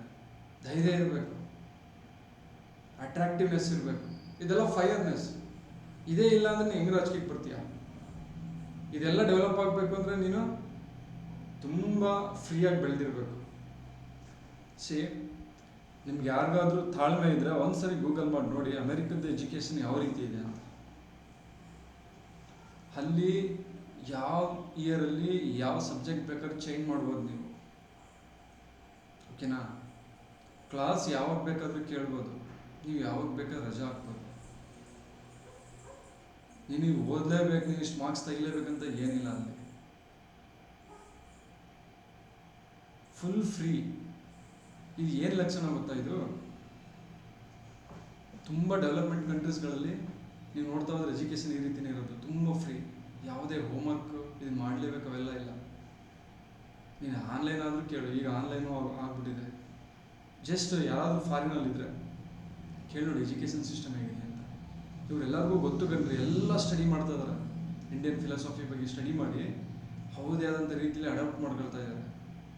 ಈ ರೀತಿ ಎಜುಕೇಷನ್ ಮಾಡಿದಾಗ ಮಕ್ಕಳಲ್ಲಿ ವಿಂಡ್ ಎನರ್ಜಿ ಎಕ್ಸ್ಪ್ಲೋರ್ ಆಗಿಬಿಡುತ್ತೆ. ವಿಂಡ್ ನೆಕ್ಸ್ಟ್ ಫೈರ್ ಎಕ್ಸ್ಪ್ಲೋರ್ ಆಗಿಬಿಡುತ್ತೆ. ಅಮೇರಿಕದಲ್ಲಿರುವಂಥವರು 80% ಯಾರು ಇನ್ನೊಬ್ರ ಕೈ ಕೆಳಗಡೆ ಕೆಲಸ ಮಾಡಲ್ಲ. ಜಸ್ಟ್ ಗೂಗಲ್ ಮಾಡಿ ನೋಡಿ, ಇನ್ಫಾರ್ಮೇಷನ್ ತಗೊಂಡು ನೆಕ್ಸ್ಟ್ ಕ್ಲಾಸ್ ನನಗೆ ಹೇಳಿ. ಯಾರೂ ಕೆಲಸ ಮಾಡಲ್ಲ, ಎಲ್ಲರೂ ಉದ್ಯೋಗ ಸೃಷ್ಟಿ ಮಾಡ್ತಾರೆ. ಅದು ಓನ್ ಬಿಸ್ನೆಸ್ ಆಗಿರ್ಬೋದು, ನನ್ನ ಕಂಪ್ನಿ ಸ್ಟಾರ್ಟ್ ಮಾಡಿ ಇನ್ನೊಬ್ರಿಗೆ ಕೆಲಸ ಕೊಡೋದಾಗಿರ್ಬೋದು. ಕ್ರಿಯೇಟಿವ್ ಮೈಂಡ್ ಸೆಟ್ ಬರಬೇಕು ಅಂದರೆ ಫೈರ್ ಇರಬೇಕು.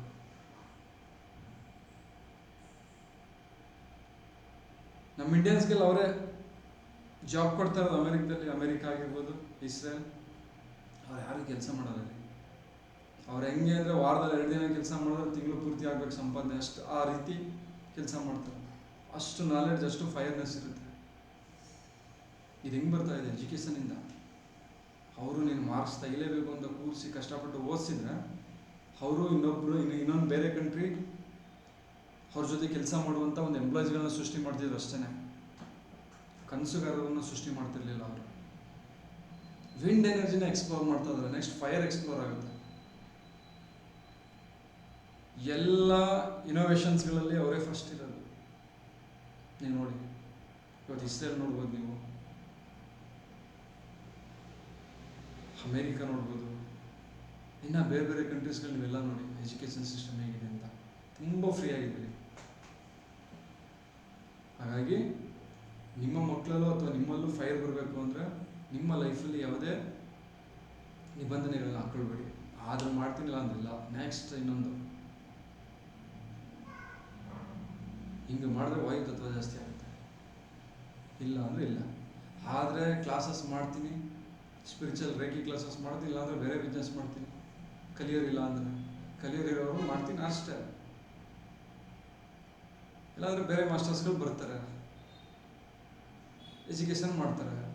ಈ ರೀತಿ ಮೈಂಡ್ ಸೆಟ್ ಎಲ್ಲ ವಿಷಯದಲ್ಲಿ ಬರಬೇಕು. ಆದರೆ ಕೆಲಸ ಮಾಡ್ತೀನಿ ಗುರು, ಇಲ್ಲಾಂದರೆ ಇನ್ನೊಂದು ಮಾಡೋಣ ಬಿಡು, ಏನಕ್ಕೆ? ದಟ್ಸ್ ವಿಂಡ್ ಆ್ಯಂಡ್ ಫೈರ್ ಸಂಕೇತ. ಇದಿಲ್ಲ ಅಂದರೆ ಏನಾಗುತ್ತೆ ಗೊತ್ತಾ? ಈ ಕೆಲಸ ಒಬ್ಬರು ಏನಪ್ಪ ಮಾಡೋದು, ನಿಮ್ಮ ಜೀವನ ಇಲ್ವಲ್ಲ, ಈ ರೀತಿ ಯೋಚನೆಗಳು ಬರ್ತವೆ, ಭಯ ಆಗುತ್ತೆ. ಓಕೆನಾ? ಅರ್ಥ ಆಗ್ತಾ ಇದೆಯಾ? ಒಬ್ಬ ವ್ಯಕ್ತಿ ಅವನ ಲೈಫ್ನ ಟ್ರಾನ್ಸ್ಫಾರ್ಮೇಷನ್ ಮಾಡಬೇಕು ಅಂದರೆ, ಪರಿವರ್ತನೆ ಮಾಡ್ಕೊಳ್ಬೇಕು ಅಂದರೆ ಅವನಲ್ಲಿ ಫೈರ್ ಹೆಚ್ಚು ಮಾಡೋದು ಸಾಕು, ಪರಿವರ್ತನೆ ಆಗುತ್ತೆ. ತುಂಬ ಕುಡಿತಾ ಇರ್ತಾನೆ, ಡ್ರಿಂಕ್ಸ್ ಮಾಡ್ತಾ ಇರ್ತಾನೆ, ಹೇಳಿದ್ ಕೇಳಲ್ಲ. ಅವನಿಗೆ ಫೈರ್ನ ಜಾಸ್ತಿ ಮಾಡಿದ್ರೆ ಸಾಕು. ಇಲ್ಲಿಗೆ ಸ್ಕೈ ಬ್ಲೂ ಆಗ್ತಾ ಬಂದರೆ ಫೈರ್ ಜಾಸ್ತಿ ಆದಾಗ ಮೆಚುರಿಟಿ ಬರುತ್ತೆ. ಮೆಚುರಿಟಿ ಬಂದಾಗ ನಾನು ಮಾಡ್ತಾ ಇರೋದು ಸರಿನೋ ತಪ್ಪು ಅಂತ ಯೋಚನೆ ಮಾಡೋ ಒಂದು ಕೆಪಾಸಿಟಿ ಬರುತ್ತೆ. ಆಗ ಅವ್ನು ಡಿಸಿಷನ್ ತಗೊಳ್ಳುವಂಥ ಒಂದು ಕೆಪಾಸಿಟಿ ಬರುತ್ತೆ. ರೈಟ್ ಡಿಸಿಷನ್ ತಗೊಳ್ಳೋದಕ್ಕೆ ಸಹಾಯ ಮಾಡುತ್ತೆ ಫೈರು. ಹೆಲ್ತಿಯಾಗಿರೋರು ಯಾರ ಜೊತೆನೂ ಜಗಳ ಮಾಡ್ಕೊಳ್ಳಲ್ಲ, ಯಾರನ್ನೂ ದ್ವೇಷ ಮಾಡಲ್ಲ, ಯಾರಿಗೂ ನೋವು ಮಾಡಲ್ಲ. ಯಾಕೆ ಅಂದರೆ ಅವರ ಅಂಡರ್ಸ್ಟ್ಯಾಂಡಿಂಗ್ ಕೆಪಾಸಿಟಿ ತುಂಬ ಜಾಸ್ತಿ ಇರುತ್ತೆ. ಸಂಬಂಧಗಳ ಯಾರ ಜೊತೆ ಮಾಡಬೇಕು ಗೊತ್ತಾ? ಸ್ನೇಹ ಸಂಬಂಧಗಳಾಗಿರ್ಬೋದು. ಇನ್ನು ಯಾರಾದರೂ ಇಲ್ಲಿ ಮದುವೆ ಆಗಿಲ್ಲ ಅಂದರೆ ಫೈರ್ ಯಾರಿಗೆ ಹೆಚ್ಚಾಗಿರುತ್ತೆ ಅವರು ನೋಡಿ ಮದುವೆ ಆಗಿ ತುಂಬ ಚೆನ್ನಾಗಿರ್ತೀರ. ಫೈರ್ ಇಲ್ಲ ಅಂದರೆ ಕಷ್ಟ. ಅವನ ಧೈರ್ಯ ಇರಲ್ಲ, ಕೆಪಾಸಿಟಿ ಇರಲ್ಲ.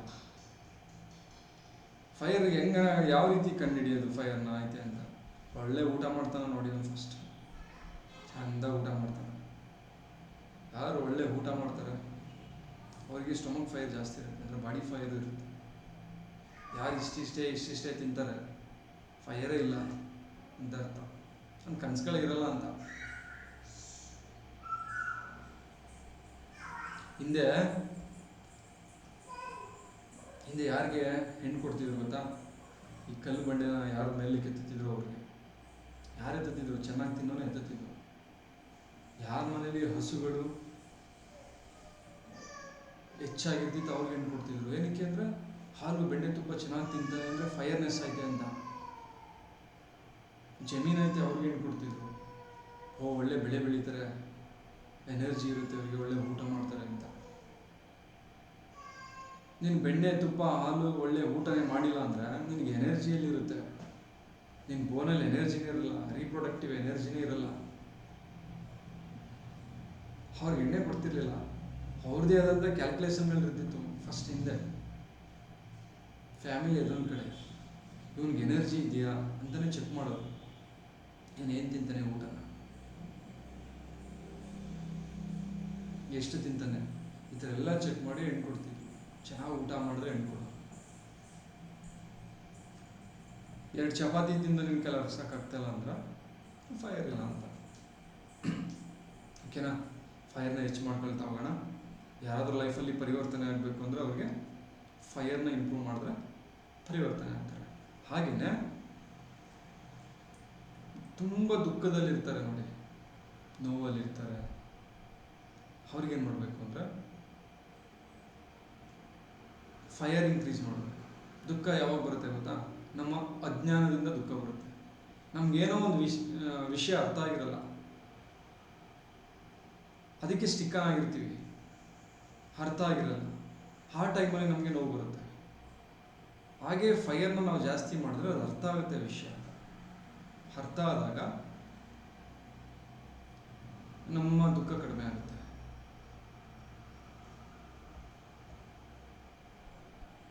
ಓಕೆನಾ? ದುಃಖ ಕಡಿಮೆ ಆಗುತ್ತೆ. ದುಃಖದಲ್ಲಿರೋರಿಗೆ ನೀವು ಇಲ್ಲಿಗೆ ಸ್ಕೈ ಬ್ಲೂ ಕೊಡ್ಬೋದು, ಇಲ್ಲಿಗೆ ಬ್ಲ್ಯಾಕ್ ಕೊಡ್ಬೋದು, ಅಥವಾ ಇಲ್ಲಿ ಸ್ಕೈ ಬ್ಲೂ ಕೊಡ್ಬೋದು. ಅಂಡರ್ಸ್ಟ್ಯಾಂಡಿಂಗ್ ಹೆಚ್ಚಾಗುತ್ತೆ. ಹಾಗೆಯೇ ಗಂಡ ಹೆಂಡತಿರ ಮಧ್ಯೆ ಗಲಾಟೆಗಳಾಗ್ತಾ ಇದ್ರೆ ಫೈರ್ ಇನ್ಕ್ರೀಸ್ ಮಾಡಿ. ಒಬ್ರಿಗೊಬ್ರು ಗಂಡ ಹೆಂಡತಿರ ಮಧ್ಯೆ ಪ್ರೀತಿ ಇಲ್ಲ ಅಂದರೆ ಫೈರ್ ಇಲ್ಲ ಅಂತ ಇಬ್ಬರಲ್ಲೂ. ಫೈರ್ ಇದ್ದರೆ ಇಬ್ಬರು ಆಕರ್ಷಣೆ ಆಗೋದು. ಹೂವು ನೋಡಿದ್ರೆ ಏನು ಅನಿಸುತ್ತೆ ನಿಮಗೆ? ವಾ, ಎಷ್ಟು ಚೆನ್ನಾಗಿದೆ ಅನಿಸುತ್ತಲ್ಲ. ಆ ಫೀಲಿಂಗ್ ನಿಮಗೂ ಬರಬೇಕು ಅಂದರೆ ನಿಮ್ಮಲ್ಲಿ ಫೈರ್ ಇರಬೇಕು, ಇಲ್ಲ ಗಂಡನಲ್ಲಿ ಫೈರ್ ಇರಬೇಕು, ಇಬ್ಬರಲ್ಲೂ ಇರಬೇಕು. ಅಫೇರ್ಸ್ ಇಟ್ಕೊಳ್ತಾರೆ ನೋಡಿ, ಬೇರೆ ಅಫೇರ್ಸ್ ಇವೆಲ್ಲವೂ ಏನಕ್ಕೆ ಅಂದರೆ ಫೈರ್ನ ಕೊಡುತ್ತೆ ಅವ್ರಿಗೆ. ಫೈರ್ ಇನ್ಕ್ರೀಸ್ ಮಾಡಿ ಇರೋದ್ರಲ್ಲಿ ಆರಾಮಾಗಿ ಖುಷಿಯಾಗಿರ್ತಾರೆ. ಫೈರ್ ಇಲ್ಲ ಅಂದರೆ ಅವ್ರು ಬೇರೆ ಸಂಬಂಧಗಳನ್ನ ನೋಡ್ತಾ ಹೋಗ್ತಾರೆ. ಫೈರ್ ಅಟ್ರಾಕ್ಷನ್ ಮಾಡುತ್ತೆ. ಬಟ್ ಇವರಲ್ಲೇ ಫೈರ್ ಇನ್ಕ್ರೀಸ್ ಮಾಡ್ತಾ ಹೋದರೆ, ಅಥವಾ ನೀವೇ ಫೈರ್ ಇನ್ಕ್ರೀಸ್ ಮಾಡ್ಕೊಳ್ತಾ ಹೋದರೆ ಸಂಬಂಧ ಚೆನ್ನಾಗಿರುತ್ತೆ. ಆ ಒಂದು ಬೆಚ್ಚನೆ ವಾತಾವರಣ ಇರುತ್ತೆ. ಡೈವರ್ಸ್ ಕೇಸಸ್ಗಳು ಕಡಿಮೆ ಆಗುತ್ತೆ. ಇದು ಗಂಡ ಹೆಂಡತಿರು ಮಾತ್ರ ಅಲ್ಲ, ಫ್ರೆಂಡ್ಶಿಪ್ ಆಗಿರ್ಬೋದು, ಬಿಸ್ನೆಸ್ ಆಗಿರ್ಬೋದು, ಎನಿ ಸಂಬಂಧ ಅಂದರೆ ಮನುಷ್ಯರ ಸಂಬಂಧ ತುಂಬ ಬಾಂಡಿಂಗ್ ಚೆನ್ನಾಗಿರಬೇಕು ಅಂದರೆ ಒಂದು ಬೆಚ್ಚನೆಯ ವಾತಾವರಣ ಇರಬೇಕು. ಇದಕ್ಕೆ ಫೈರ್ ಮುಖ್ಯ ಕಾರಣ. ಓಕೆನಾ? ಹಾಗೆ ಇದನ್ನು ನಮ್ಮ ಲೈಫಲ್ಲಿ ಹಿಂದೆ ಯಾವ ರೀತಿ ತರ್ತಿದ್ರು ಅಂದರೆ ಹೂವಿನ ಮೂಲಕನೂ ತಗೊಂಡು ಬರ್ತಿದ್ರು. ಹೂವು ಕೂಡ ಫೈರ್ನ ಸಂಕೇತ. ನೀವು ಮನೆಗೆ ಪ್ರತಿದಿನ ಹೂವು ತರ್ತಾ ಇದ್ದರೆ ನಿಮ್ಮ ಮನೇಲಿ ಫೈರ್ ಇರುತ್ತೆ. ಪ್ರತಿದಿನ ಹೂವು ಇಡ್ತಾ ಇದ್ರೆ ನಿಮ್ಮ ತಲೆಗೆ, ನಿಮ್ಮಲ್ಲಿ ಫೈರ್ ಇರುತ್ತೆ. ಯಾರಾದರೂ ಮದುವೆ ಆಗಿದ್ರೆ ಹೆಂಡ್ತಿರು ಹೂವು ಇಡ್ತಾ ಇದ್ರೆ ನಿಮ್ಮಲ್ಲಿ ಫೈರ್ ಇರುತ್ತೆ. ಆಟೋಮೆಟಿಕ್ಕಾಗಿ ಸಂಬಂಧ ಚೆನ್ನಾಗಿರುತ್ತೆ. ಗಂಡ ಹೆಂಡ್ತಿರ ಸಂಬಂಧ. ಅಫೇರ್ಸ್ ಬೇರೆ ಸಂಬಂಧಗಳಿರಲ್ಲ, ಅಟ್ರಾಕ್ಟಿವ್ ಇರುತ್ತೆ ಗಂಡ ಹೆಂಡ್ತಿರ ಮಧ್ಯೆ. ಬಿಕಾಸ್ ಆಫ್ ಫೈರ್ನ ಕೊಡ್ತಾ ಇರುತ್ತೆ ಹೂವು ನಿಮಗೆ. ಈ ಕಾರಣಕ್ಕಾಗಿ ನೀವು ಹೂವಿಗೆ ತುಂಬ ಮಹತ್ವ. ಹೂವು ಏನಕ್ಕೆ ಇಡ್ತೀವಿ ತಲೆಗೆ ಹೇಳಿ? ಯಾರಾದರೂ ಗೊತ್ತಿದ್ರೆ? ಮಲ್ಲಿಗೆ ಹೂವು ಇಟ್ಕೊಳ್ತೀರಲ್ಲ, ಏನಕ್ಕೆ ಗೊತ್ತಿದೆಯಾ?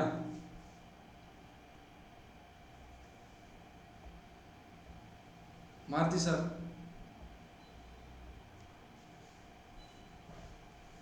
ಇಲ್ಲ, ಗೊತ್ತಿಲ್ಲ. ಗೊತ್ತಿಲ್ಲ ಸರ್. ಈಗ ಗೊತ್ತಾಯ್ತಲ್ಲ ಏನಕ್ಕೆ ಅಂತ. ಹಾ, ಗೊತ್ತಾಯ್ತು ಸರ್. ಸುಮ್ಮನೆ ಹೂವು ಇಡ್ಸ್ಕೊಂಡ್ ಬರ್ತಿದ್ದ ನಾವು ದೇವಸ್ಥಾನಕ್ಕೆ ಹೋದಾಗೆಲ್ಲ. ಏನ್ ಸರ್? ಹೌದು ಸರ್. ಸುಮ್ಮನೆ ಹೂವು ಕೊಡಿ, ಹೂವು ಒಳ್ಳೇದು ಅಂತ ಹೇಳಿ ಕಿವಿಗೊಂದು ಹಾಕೊಂಡು ತಲೆ ಮೇಲೆ 1-2 ಹಾಕೊಂಡು ಬರ್ತಿದ್ವು. ಹೂವು ಹಾಕೊಂಡ್ರೆ ಏನಾಗುತ್ತೆ ಗೊತ್ತಾ? ನಮ್ಮಲ್ಲಿ ಫೈರ್ ಜಾಸ್ತಿ ಆಗುತ್ತೆ. ಫೈರ್ ಜಾಸ್ತಿ ಆಗಿ ಏನಾಗುತ್ತೆ ಅಂದರೆ ನಮ್ಮಲ್ಲಿ ಜೀವನದ ಮೇಲೆ ಹೊಸ ಭರವಸೆಗಳು ಸೃಷ್ಟಿ ಆಗ್ತವೆ, ನಂಬಿಕೆ ಸೃಷ್ಟಿ ಆಗುತ್ತೆ, ಆಸೆಗಳು ಸೃಷ್ಟಿ ಆಗುತ್ತೆ, ಗುರಿಗಳು ಸೃಷ್ಟಿ ಆಗ್ತವೆ. ಈ ಕಾರಣಕ್ಕಾಗಿ ದೇವಸ್ಥಾನಕ್ಕೆ ಹೋದ್ರೂ ಹೂವು ತಗೊಂಡು ಹೋಗ್ತೀವಿ ನೋಡಿ. ಫೈರ್ನ ಟಚ್ ಮಾಡಿ ಇಟ್ಕೊಂಡು ಹೋಗ್ತೀವಿ. Energy transformation another science. ಜೊತೆಗೆ ಹೂವಿಂದ ಫೈರ್ ಟ್ರಾನ್ಸ್ಫರ್ ಆಗುತ್ತೆ ನಮಗೆ. ಹೂವು ಯಾವ ಕಡೆ ಮುಖ ಮಾಡಿರುತ್ತೆ? ಗಿಡದಲ್ಲಿದ್ದಾಗ ಸೂರ್ಯಕಾಂತಿ ಆಗಿರ್ಬೋದು, ಎಲ್ಲ ಹೂವುಗಳು. ಸನ್ ಕಡೆ, ಸೂರ್ಯನ ಕಡೆಗೆ. Because of Y? ಫೈರ್ನ ಸಂಕೇತ ಅದು. ಎನ್ ಆಫ್ ಫೈರ್ನ ತಗೊಳ್ತಾ ಇರುತ್ತದು. ಎಸ್, ನಾವುಗಳು ಕೂಡ ಹೂವದ ಮೂಲಕನೂ ಕೂಡ ನಾವು ಫೈರ್ನ ತಗೊಳ್ಬೋದು. ಮನೆಗೆ ಒಂದೆರಡು ಹೂವು ಡೈಲಿ ತಂದು ಅದನ್ನು ನೋಡಿ ಅದನ್ನು ಟಚ್ ಮಾಡ್ತಾ ಹೋದ್ರೆ ನಮ್ಮಲ್ಲಿ ಹೊಸತನ, ಹೊಸ ಆಸೆಗಳು, ಹೊಸ ಕನಸುಗಳು, ಧೈರ್ಯ, ಈ ಫೈರ್ಗೆ ಸಂಬಂಧಪಟ್ಟಂಥ ಎಲ್ಲ ಕ್ವಾಲಿಟೀಸ್ಗಳು ಬರ್ತಾ ಹೋಗುತ್ತೆ. ಈ ಕಾರಣಕ್ಕಾಗಿಯೇ ಮನೇಲಿ ಒಂದು ದೇವಸ್ಥಾನ, ಅಲ್ಲಿಗೆ ಹೂವು ತಂದಿರ್ತಿದ್ವಿ, ಅಥವಾ ಹೆಂಡತಿಗೆ ಹೂವು ತಂದು ಕೊಡ್ತಿದ್ವಿ, ಅಥವಾ ದೇವಸ್ಥಾನಕ್ಕೆ ಹೋದ್ರೆ ಹೂವು ತಗೊಂಡು ಹೋಗ್ತಿದ್ವಿ. ಒಂದು ಸಂಬಂಧ, ಮನೆ ಮುಂದೆ ತೋಟ ಇದ್ದರೆ ಅಲ್ಲಿ ಹೂವು ಬೆಳೆಸ್ತಿದ್ವಿ, ಒಂದು ಸಂಬಂಧ ಇಟ್ಕೊಳ್ತಿದ್ವಿ. ಹೀಗೆ ಸಾಕಷ್ಟು ವಿಷಯಗಳಲ್ಲಿ ವಿಷಯಗಳ ಮೂಲಕ ನಾವು ಫೈರ್ನ ನಾವು ತಗೊಳ್ತಾ ಇದ್ವಿ. ಹಾಗೇನೆ ಫೈರ್ ಇನ್ಯಾವ ರೀತಿ ಬರುತ್ತೆ ಅಂದರೆ 9-16. ಇವತ್ತು ಸ್ವಲ್ಪ ಜಾಸ್ತಿ ಮಾಡ್ಬೋದ? ಒಂದು 10 ನಿಮಿಷ ಕ್ಲಾಸ್ ಎಕ್ಸ್ಟ್ರಾ ಮಾಡಿ. ಓಕೆ ಸರ್, ಮಾಡಿ. ಓಕೆ. ನಾನು 2 ಕಲರ್ ಮುಗಿಸೋಣ ಅಂತ ಒಂದು ಇನ್ನೂ ಫೈರಲ್ಲೇ ಇದ್ದೀನಿ. ಕ್ಲಾಸ್ ಮಾಡ್ತಾ ಮಾಡ್ತಾ ನಮಗೂ ಇಂಟ್ರೆಸ್ಟ್, ನೀವು ಕೇಳ್ತಾ ಬೇರೆ ಬೇರೆ ವಿಷಯಗಳು ಹೇಳೋಣ ಅಂತ. ಓಕೆ, ಏನು ಹೇಳ್ತಿದ್ದೀವಿ ನಾವು? ಹೂವ ತಗೊಂಡ್ಬರೋದು ಮನೆಗೆ, ಹೂವು ತರ್ತಿದ್ದು. ಓಕೆ, ಹೀಗೆ ಹೂವನ್ನು ತಂದು ಫೈರ್ನ ನಾವು ನಮ್ಮೊಳಗಡೆ ಇನ್ಕ್ರೀಸ್ ಮಾಡ್ತಿದ್ವಿ. ಹೀಗೆ ನಾನಾ ವಿಧದಲ್ಲಿ ನಾವು ಫೈರ್ನ ಇನ್ಕ್ರೀಸ್ ಮಾಡ್ತೀವಿ. ಹಾಗೆ ಮೆಂಟಲಿ ಕೂಡ ನಾವು ಫೈರ್ನ ಇನ್ಕ್ರೀಸ್ ಮಾಡ್ಬೋದು. ಅದು ಬಾಡಿಗೂ ಕೂಡ ಸಪ್ಲೈ ಆಗುತ್ತೆ. ಇದೆಲ್ಲ ಮಾಡಲ್ಲ ಸರ್, ಅವ್ರಿಗೆ ಫೈರ್ ಇಲ್ವ, ಅವ್ರಿಗೆ ಕನಸುಗಳಿಲ್ವ ಅಂತ ಕೇಳ್ಬೋದು ನೀವು. ಎಸ್, ಹೊಸ ಕನಸುಗಳ ಹಿಂದೆ ಹೋಗೋದ್ರ ಮೂಲಕನೂ ಫೈರ್ ಸೃಷ್ಟಿ ಆಗುತ್ತೆ ಬಾಡಿಲಿ. ಒಂದು ಗುರಿ ಇರುತ್ತೆ ನೋಡಿ, ಒಂದು ಗುರಿ ಇಟ್ಕೊಳ್ತೀರ, ಆ ಗುರಿ ಕಡೆ ಹೋಗ್ತಾ ಹೋಗ್ತಾನೆ ಫೈರ್ ಜನರೇಟ್ ಆಗ್ತಾ ಹೋಗುತ್ತೆ ಬಾಡಿಲಿ. ಒಂದು ಆಸೆಯಿಂದ ಫೈರ್ ಸೃಷ್ಟಿ ಆಗುತ್ತೆ. ಏನಾರೇ ಆಗಲಿ, ನಾನು ಈ ಬೈಕ್ ತಗೊಳ್ಬೇಕಪ್ಪ, ಒಂದು ಫೈರ್ ಸೃಷ್ಟಿ ಆಯಿತು, ಅದೆಲ್ಲ ಕಡೆ ಸ್ಪ್ರೆಡ್ ಆಗುತ್ತೆ. ನೆಕ್ಸ್ಟ್ ಅದ್ರ ಕಡೆ ಕೆಲಸ ಮಾಡ್ತೀರ. ತುಂಬ ಖುಷಿಯಾಗಿದ್ದರೆ ಫೈರ್ ಸೃಷ್ಟಿ ಆಗುತ್ತೆ. ಯಾವಾಗಲೂ ನಗ್ತಾ ಇರ್ತಿರಲ್ಲ ನೋಡಿ, ನಿಮ್ಮ ಕ್ಲೋಸ್ ಫ್ರೆಂಡ್ಸ್ಗಳ ಜೊತೆ ನೀವು ಇದ್ದಾಗ ಫೈರ್ ಸೃಷ್ಟಿ ಆಗುತ್ತೆ. ಅದಕ್ಕೆ ಅಟ್ಲೀಸ್ಟ್ ಮಂತ್ಲಿ ಒಂದ್ಸರಿ ಫ್ರೆಂಡ್ಸ್ಗಳನ್ನ ಮೀಟ್ ಮಾಡಿ ಒಂದು ಟ್ರಿಪ್ ಪ್ಲ್ಯಾನ್ ಮಾಡಿ ಆರಾಮಾಗಿ ನಗಾಡ್ಕೊಂಡು ಹೋಗಿ, ನಗಾಡ್ಕೊಂಡು ಮನೆಗೆ ಬನ್ನಿ. ಫೈರ್ ಇನ್ಕ್ರೀಸ್ ಆಗಿರುತ್ತೆ. ಈ ಫೈರ್ನ ರಿಪ್ರೆಸೆಂಟ್ ಮಾಡೋದು ನಮ್ಮ ಹಾರ್ಟ್, ಲಿವರ್. ನೀವೆಷ್ಟು ಖುಷಿಯಾಗಿರ್ತೀರ ಅಷ್ಟು ಹಾರ್ಟಲ್ಲಿ ಫೈರ್ ಇರುತ್ತೆ. ಎಷ್ಟು ಕನಸುಗಳು ಕಾಣ್ತೀರೋ ಅಷ್ಟು ಹಾರ್ಟಲ್ಲಿ ಫೈರ್ ಇರುತ್ತೆ. ಹೀಗೆ ಮಾನಸಿಕವಾಗಿ ಕೂಡ ನಾವು ಈ ಫೈರ್ನ ಜಾಸ್ತಿ ಮಾಡ್ತಾ ಹೋಗ್ಬೋದು.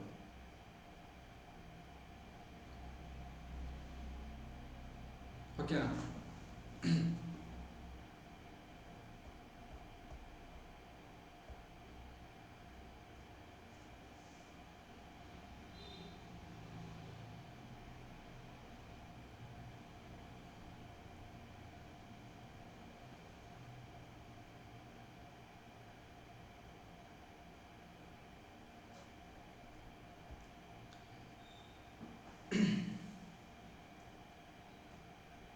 ಓಕೆ, ಇಷ್ಟು ಮೈಂಡ್ ಲೆವೆಲ್ ಮತ್ತು ಸ್ಪಿರಿಚುವಲ್ ಲೆವೆಲಲ್ಲಿ, ಎಮೋಷನ್ ಲೆವೆಲಲ್ಲಿ ನಾವು ನೋಡಿದ್ದು.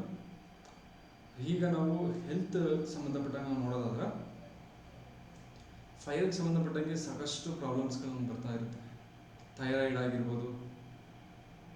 ಈ ಥೈರಾಯ್ಡ್ ಬಂದಿರುತ್ತಲ್ಲ, ಅವ್ರಿಗೆ ಬಾಡಿಯಲ್ಲಿ ಫೈರ್ ಕಡಿಮೆ ಆಗಿರುತ್ತೆ. ಆಗ ಒಂದು ನಿಮಗೆ ಫೋಟೋಸ್ ಎಲ್ಲ ಸೇವ್ ಮಾಡಿದ್ದೀರಲ್ಲ, ಆ ಫೋಟೋಸಲ್ಲಿ ನಿಮಿಷ ತೋರಿಸ್ತೀನಿ.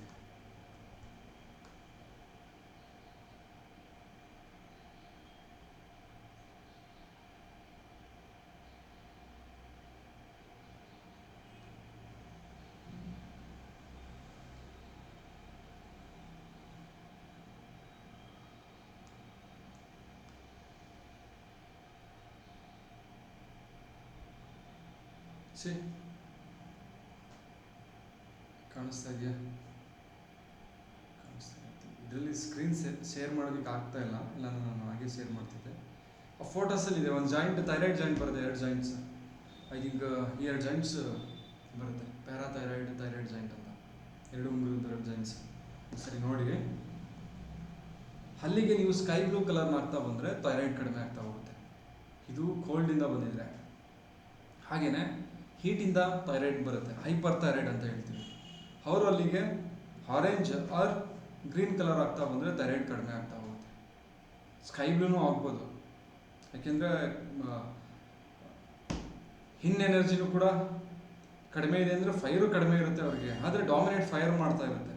ಹಾಗಾಗಿ ಗ್ರೀನ್ ಹಾಕಿ ಸಿಚುವೇಶನ್ ನೋಡ್ಕೊಂಡು ಸ್ಕೈ ಬ್ಲೂ ಮತ್ತು ಆರೆಂಜ್ ಮಾಡ್ತಾ ಹೋದರೆ ಥೈರಾಯ್ಡ್ ಕಡಿಮೆ ಆಗ್ತಾ ಹೋಗುತ್ತೆ. ಹಾಗೆಯೇ ತುಂಬ ಆಲೋಚನೆಗಳು ಬರ್ತಾ ಇದ್ರೆ, ಮೆಚುರಿಟಿ ಇಲ್ಲ ಅಂದರೆ ಸ್ಕೈ ಬ್ಲೂ ಇಲ್ಲಿಗೆ. ಎಸಿಡಿಟಿ ಇತ್ತು, ಊಟ ಮಾಡೋದಕ್ಕೆ ಆಗ್ತಾ ಇಲ್ಲ, ಊಟ ಮಾಡಿದ್ದು ವಾಪಸ್ ಬರ್ತಾ ಇದೆ ಅಂದರೆ ಇಲ್ಲಿ ಸ್ಟೊಮಕ್ ಏರಿಯಾ, ಇಲ್ಲಿಗೆ ಸ್ಕೈ ಬ್ಲೂ, ಇಲ್ಲಿಗೆ ಸ್ಕೈ ಬ್ಲೂ. ಹಾಗೆಯೇ ಕಣ್ಣಿನ ದೃಷ್ಟಿ ಕಡಿಮೆ ಆಗ್ತಾ ಇದೆ, ಹೈ ಪ್ರಾಬ್ಲಮ್ ಬರ್ತಾ ಇದೆ ಅಂದರೆ ಇಲ್ಲಿಗೂ ಕೂಡ ಈ ಕಣ್ಣು ಪಾಯಿಂಟ್ಸ್ಗಳಿಗೆ ಸ್ಕೈ ಬ್ಲೂ. ಅಥವಾ ಇದು ಐ ಥಿಂಕ್ ಇವೆರಡು ಕೂಡ ಕಣ್ಣು ಪಾಯಿಂಟ್ಸೇನೆ.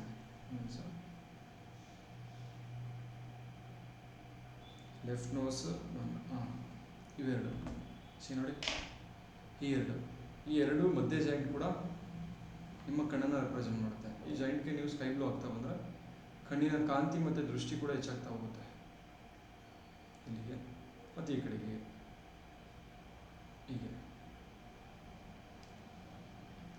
ಓಕೆನಾ? ಕಣ್ಣು ದೃಷ್ಟಿ ಕಡಿಮೆ ಆಗೋದೇನಕ್ಕೆ? ಒಂದು ಫಂಕ್ಷನ್, ಒಂದು ಆರ್ಗನ್ ಫಂಕ್ಷನ್ ಇಂಪ್ರೂವ್ ಆಗಬೇಕು ಅಂದರೆ, ಫಂಕ್ಷನ್ ಚೆನ್ನಾಗಿರ್ಬೇಕು ಅಂದರೆ ಮೂಮೆಂಟಮ್ ಬೇರೆ, ಅದು ಮೂಮೆಂಟಮ್ ಸ್ಪೀಡ್ ವರ್ಕ್ ಬೇರೆ. ಫಂಕ್ಷನ್ ಕ್ವಾಲಿಟಿಯಾಗಿರಬೇಕು ಅಂದರೆ ಫೈರ್ ಇರಬೇಕು. ಕಣ್ಣು ಫಂಕ್ಷನ್ ಕರೆಕ್ಟಾಗಿ ಆಗ್ತಾ ಇಲ್ಲ, ದೂರದೃಷ್ಟಿ ಹತ್ತಿರ ದೃಷ್ಟಿ ಆಗ್ತಾ ಇದೆ ಅಂದರೆ ಅಲ್ಲಿ ಫೈರ್ ಇಲ್ಲ. ಆಗ ನಾವು ಲಿವರ್ ಮತ್ತು ಆ ಒಂದು ಐ ಪ್ರಾಬ್ಲಮಲ್ಲಿ, ಐ ಒಂದು ರಿಫ್ಲೆಕ್ಷನಲ್ಲಿ ಪ್ರೊಜೆಕ್ಟಿವ್ ಆರ್ಗನ್ ಜಾಯಿಂಟ್ಸಲ್ಲಿ ಸ್ಕೈ ಬ್ಲೂ ಹಾಕಿ ಫೈರ್ನ ಜಾಸ್ತಿ ಮಾಡಿದ್ರೆ ಮಾಡ್ತಾ ಇಲ್ಲಿ ಕಣ್ಣಿನ ಒಂದು ಫಂಕ್ಷನ್ ಇಂಪ್ರೂವ್ ಆಗ್ತಾ ಹೋಗುತ್ತೆ. ಹಾಗೆಯೇ ಥೈರಾಯ್ಡ್ ಫಂಕ್ಷನ್ ಇಂಪ್ರೂವ್ ಮಾಡಬೇಕು. ಆ ಕೋಲ್ಡ್ನೆಸ್ಸಿಂದ ಫಂಕ್ಷನ್ ಕಡಿಮೆ ಆಗಿರುತ್ತೆ, ಊತ ಬರ್ತಾ ಇರುತ್ತೆ. ಈ ಟೈಮಲ್ಲಿ ಏನು ಮಾಡಬೇಕು ಅಂದರೆ ಜಸ್ಟ್ ಸ್ಕೈ ಬ್ಲೂ ಆಗ್ತಾ ಬಂದರೆ ಫಂಕ್ಷನ್ ಇಂಪ್ರೂವ್ ಆಗುತ್ತೆ. ಯಾವುದೇ ಆರ್ಗನ್ ಫಂಕ್ಷನ್ ಲೋ ಆಗಿದ್ರೆ ಫಂಕ್ಷನ್ ಇಂಪ್ರೂವ್ ಮಾಡಬೇಕು ಅಂದರೆ ಸ್ಕೈ ಬ್ಲೂ. ಗೊತ್ತಾಗ್ತಾ ಇದೆಯಲ್ಲ? ಸ್ಟೊಮಕ್ ಫಂಕ್ಷನ್, ಊಟ ಮಾಡಿದ್ದು ಬೇಗ ಜೀರ್ಣ ಆಗಬೇಕು, ಹೊಟ್ಟೆ ಹಸಿಬೇಕು. ಯಾರಿಗಾದ್ರೂ ಹೊಟ್ಟೆ ಹಸಿತಾ ಇಲ್ಲ ಅಂದರೆ, ಊಟ ಮಾಡಿದ್ದು ಜೀರ್ಣ ಆಗ್ತಾ ಇಲ್ಲ ಅಂದರೆ, ಊಟ ಮಾಡೋದಕ್ಕೆ ಆಗ್ತಾ ಇಲ್ಲ ಅಂದರೆ ಸ್ಟೊಮಕ್ ಜಾಯಿಂಟ್, ಸ್ಟೊಮಕ್ ಜಾಯಿಂಟ್ ಇದು ನಿಮ್ಮ ಬಲಗೈ ರಿಂಗ್ ಜಾಯಿಂಟ್, ಲಾಸ್ಟ್ ಜಾಯಿಂಟ್, ಇಲ್ಲಿಗೆ ಒಂದು ಸ್ಕೈ ಬ್ಲೂ. ಇದು ಸ್ಪ್ಲೀನ್ ಇಲ್ಲ, ಇದು ಸ್ಪ್ಲೀನ್, ಇದು ಸ್ಟೊಮಕ್. ಮೇಲೆ ಸ್ಕೈ ಬ್ಲೂ ಹಾಕ್ತಾ ಬಂದರೆ ಒಂದು ವೀಕಲ್ಲಿ ಊಟ ಮಾಡೋದಕ್ಕೆ ಸ್ಟಾರ್ಟ್ ಮಾಡ್ತೀವಿ. ಏನೇ ಎಕ್ಸ್ಪೀರಿಯನ್ಸ್ ಮಾಡ್ತೀವಿ ಸರ್? ಸ್ಟೊಮಕ್ ಜಾಯಿಂಟ್ಗೆ ಸ್ಕೈ ಬ್ಲೂ ಹಾಕಿ ವರ್ಕ್ ಆಗಿದೆಯಾ? ಆಗಿದೆ ಸರ್. ಮಗನಿಗೆ ಹೇಳಿದಲ್ಲ ನಾವು ಸ್ಕೈ ಬ್ಲೂ ಹಾಕೋದಕ್ಕೆ. ಅವನು ಹಸಿವು ಆಗ್ತಿರ್ಲಿಲ್ಲ ಸರ್, ಚೆನ್ನಾಗಿ ಊಟ ಮಾಡ್ತಾನೆ ಸರ್ ಈಗ, ಮತ್ತೆ ಫುಲ್ ಆಕ್ಟಿವ್ ತಾನೆ, ಮತ್ತೆ ಸ್ವಲ್ಪ ಹೋಮ್ವರ್ಕ್ ಎಲ್ಲ ಮಾಡ್ತಾನೆ ಸರ್. Very good, super. ನೋಡಿ, ಬಿಕಾಸ್ ಆಫ್ ಏನು ಅಂದರೆ ಈ ಸ್ಕೈ ಬ್ಲೂ ಯಾವುದೇ ಆರ್ಗನ್ ಫಂಕ್ಷನ್ನ ಇಂಪ್ರೂವ್ ಮಾಡುತ್ತೆ. ಫಂಕ್ಷನ್ ಆಗ್ತಾ ಇಲ್ಲ ಅಂದಾಗ, ಸ್ಟೊಮಕ್ ಫಂಕ್ಷನ್ ಕರೆಕ್ಟಾಗಿ ಆಗ್ತಾ ಇಲ್ಲ ಅಂದಾಗ ನಮ್ಗೆ ಊಟ ಸೇರಲ್ಲ. ಮಕ್ಕಳುಗಳಿಗಾಗಲಿ ನಮಗಾಗಲಿ ಯಾರು ಊಟ ಸೇರಲ್ಲ. ಆಗ ನಾವು ಒಂದು 2-3 ದಿನ ಸ್ಕೈ ಬ್ಲೂ ಹಾಕಿ, ಅಥವಾ ಒಂದು ವಾರ ಅಥವಾ ಒಂದು 10 days ಹಾಕ್ತಾ ಅದಕ್ಕೆ ಎಷ್ಟು ಎನರ್ಜಿ ಬೇಕೋ ಅಷ್ಟು ಫಿಲ್ ಆದಮೇಲೆ ಅದು ವರ್ಕ್ ಮಾಡೋದಕ್ಕೆ ಸ್ಟಾರ್ಟ್ ಮಾಡುತ್ತೆ. ಓಕೆನಾ? ಕಿಡ್ನಿ ಫಂಕ್ಷನ್ ಇಂಪ್ರೂವ್ ಮಾಡಬೇಕು. ನೈಟ್ ಯೂರಿನೇಷನ್ ಆಗ್ತಾ ಇರುತ್ತೆ, ಅಥವಾ ಯೂರಿನ್ ಸ್ಟಾಪ್ ಮಾಡೋದಕ್ಕೆ ಆಗಲ್ಲ. ಕೆಲವರಿಗೆ ದೊಡ್ಡ ಸಮಸ್ಯೆ ಇದು, ಯೂರಿನ್ ಸ್ಟಾಪ್ ಮಾಡೋದಕ್ಕೆ ಆಗಲ್ಲ. ಯೂರಿನ್ ಬಂದ ತಕ್ಷಣ ಹೋಗ್ತಾ ಇರೋದು, ಸ್ಟಾಪ್ ಮಾಡೋದಕ್ಕಾಗಲ್ಲ, ಕಂಟ್ರೋಲ್ ಮಾಡ್ಕೊಳ್ಳೋದಕ್ಕಾಗಲ್ಲ. ಫಂಕ್ಷನ್ ಕರೆಕ್ಟಾಗಿ ಆಗ್ತಾ ಇರಲ್ಲ. ಯೂರಿನ್ ಬರ್ತಾ ಇದೆ ಅಂದರೆ 3 hour ಅಥವಾ 4 hour ಕಂಟ್ರೋಲ್ ಮಾಡೋ ಕೆಪಾಸಿಟಿ ಇರಬೇಕು, ಆಗ ಫಂಕ್ಷನ್ ಕರೆಕ್ಟ್ ಇದೆ ಅಂತ. ಅರ್ಜೆಂಟ್ ಯೂರಿನೇಷನ್ ಅಂತ ಹೇಳ್ತೀವಿ. ಶುಗರ್ ಪೇಷಂಟ್ಸ್ಗಳಿಗೆ ಇದು ನೀವು ನೋಡ್ಬೋದು. ನೀವು ಅರ್ಜೆಂಟ್ ಯೂರಿನೇಷನ್, ಯೂರಿನ್ ಬಂದ ತಕ್ಷಣ ಹೋಗ್ಬೇಕು ಅವ್ರು, ಇಲ್ಲಾಂದ್ರೆ ಆಗೋದೇ ಇಲ್ಲ, ಕಂಟ್ರೋಲ್ ಮಾಡೋದಕ್ಕಾಗಲ್ಲ. ಮಕ್ಕಳುಗಳ ರೀತಿ ಅವರೆಲ್ಲ ಪ್ಯಾಡ್ ಇಟ್ಕೊಳ್ತಾರೆ, ದೊಡ್ಡ ಸಮಸ್ಯೆ ಇದು. ಅಂದರೆ ಫಂಕ್ಷನ್ ಕರೆಕ್ಟಾಗಿಲ್ಲ ಅಂತ ಯೂರಿನರಿ ಬ್ಲಾಡರ್ದು ಮತ್ತು ಕಿಡ್ನಿದು. ಆ ಟೈಮಲ್ಲಿ ಕೂಡ ನಾವು ಕಿಡ್ನಿ ಪ್ರೊಜೆಕ್ಟರಿ ಪಾಯಿಂಟ್ಗೆ ರಿಫ್ಲೆಕ್ಸ್ಗೆ ನಾವು ಸ್ಕೈ ಬ್ಲೂ ಆಗ್ತಾ ಬಂದರೆ ಫಂಕ್ಷನ್ ಇಂಪ್ರೂವ್ ಆಗುತ್ತೆ. ಮಾತಾಡೋದಕ್ಕೆ ಆಗ್ತಾಯಿಲ್ಲ, ಸ್ಪಷ್ಟತೆ ಬರ್ತಾಯಿಲ್ಲ. ಆ ಟೈಮಲ್ಲಿ ಕೂಡ ನಾವು ಗಡ್ಡ ರಿಫ್ಲೆಕ್ಸ್ಗೆ ಜಸ್ಟ್ ಇಲ್ಲಿ ಅಥವಾ ಇಲ್ಲಿ ಒಂದು ಡಾಟ್ ಆಗ್ತಾ ಬರ್ತಾ ಇದ್ರೆ ಇಂಪ್ರೂವ್ ಆಗ್ತಾ ಹೋಗುತ್ತೆ. ಮಾತುಗಳಾಗಲಿ, ಸ್ಪಷ್ಟತೆ ಆಗಲಿ, ಎಲ್ಲವೂ. ಏನೋ ಒಂದು ಡಿಸಿಷನ್ ತಗೊಳ್ಬೇಕು ನಾನು, ಏನು ಮಾಡಬೇಕಂತ ಗೊತ್ತಾಗ್ತಾ ಇಲ್ಲ.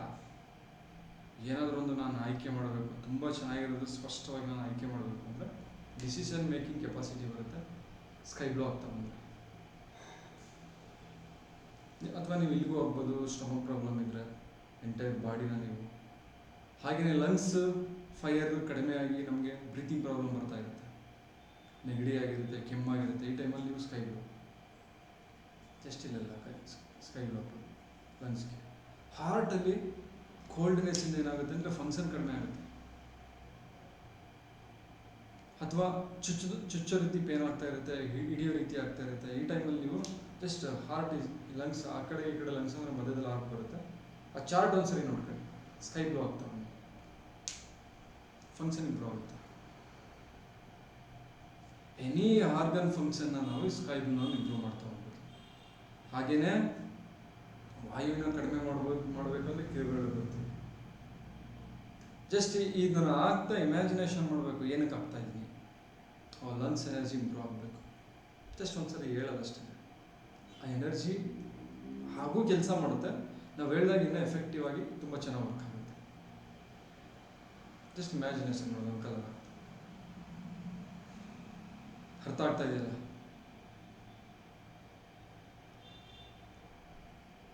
ಅರ್ಥ ಆಗ್ತಿದೆ ಸರ್. ಎನಿ ಬಾಡಿ ಪೇನ್ಗೂ ಕೂಡ ನಾವು ಸ್ಕೈ ಬ್ಲೂ ಯೂಸ್ ಮಾಡ್ಬೋದು. ಬಾಡಿ ಪೇನ್ ಏನಕ್ಕೆ ಬರ್ತಾ ಇರುತ್ತೆ? ಈಗ ಸಡನ್ನಾಗಿ ಈ ಕೈಗೆ ಏನಾದರೂ ಏಟ್ ಆಯ್ತಂತ ಇಮ್ಯಾಜಿನ್ ಮಾಡಿ. ಏಟ್ ಆಯ್ತಂತ ಏಟಾದ ತಕ್ಷಣ ಏನಾಗುತ್ತೆ ಗೊತ್ತಾ? ಸ್ವೆಲ್ಲಿಂಗ್ ಆಗುತ್ತೆ. ಸ್ವೆಲ್ಲಿಂಗ್ ಆಗಿ ಏನಾಗುತ್ತೆ ಅಂದರೆ ಇಲ್ಲಿ ಬ್ಲಡ್ ಸರ್ಕ್ಯುಲೇಷನ್ ಆಗಲ್ಲ, ವಾಟರ್ ಅಕ್ಯುಮುಲೇಷನ್ ಆಗುತ್ತೆ. ವಾಟರ್ ಕೋಲ್ಡ್ ಎನರ್ಜಿ ಅಕ್ಯುಮುಲೇಷನ್ ಆಗುತ್ತೆ. ಹಾಗಾಗಿ ಸ್ವೆಲ್ಲಿಂಗ್ ಆಗುತ್ತೆ. ನೋಡಿ, ನೀವು ಗಾಯ ಆದಾಗ ಕೀವಾಗುತ್ತೆ. That's the waste water accumulation ಆಗುತ್ತೆ, ಹಾಗೆ ಊತ ಬರುತ್ತೆ. ಆ ಟೈಮಲ್ಲಿ ನಾವು ಸ್ಕೈ ಬ್ಲೂ ಆಗಿದಾಗ ಬ್ಲಡ್ ಸರ್ಕ್ಯುಲೇಷನ್ ಈಸಿ ಆಗುತ್ತೆ. ಇದೇನು ಮಾಡುತ್ತೆ ಅಂದರೆ ಸರ್ಕ್ಯುಲೇಷನ್ ಇಂಪ್ರೂವ್ ಮಾಡುತ್ತೆ. ಎಲ್ಲ ಮಜಲ್ಸ್ಗೂ ಕೂಡ ಬ್ಲಡ್ಡು ಸರ್ಕ್ಯುಲೇಷನ್ ಆಗೋ ರೀತಿ ನೋಡ್ಕೊಳ್ಳುತ್ತೆ ಸ್ಕೈ ಬ್ಲೂ.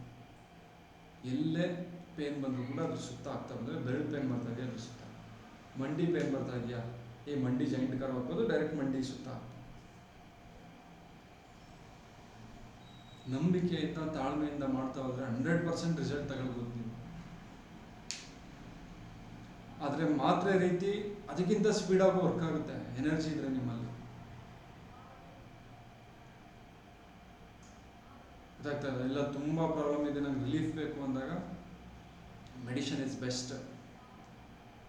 ನಾನು ಇದನ್ನು ಕಲ್ತಿದ್ದೀನಿ ಅಂತ ಹೇಳಿ ತುಂಬ ಸೀರಿಯಸ್ ಆದ ಕಲರ್ ಆಗದೆ ಕೂತ್ಕೊಳ್ಳೋ ಅವಶ್ಯಕತೆ ಇಲ್ಲ.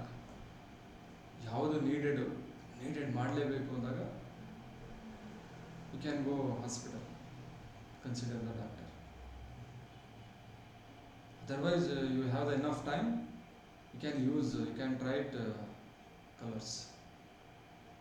You can get the wonderful result.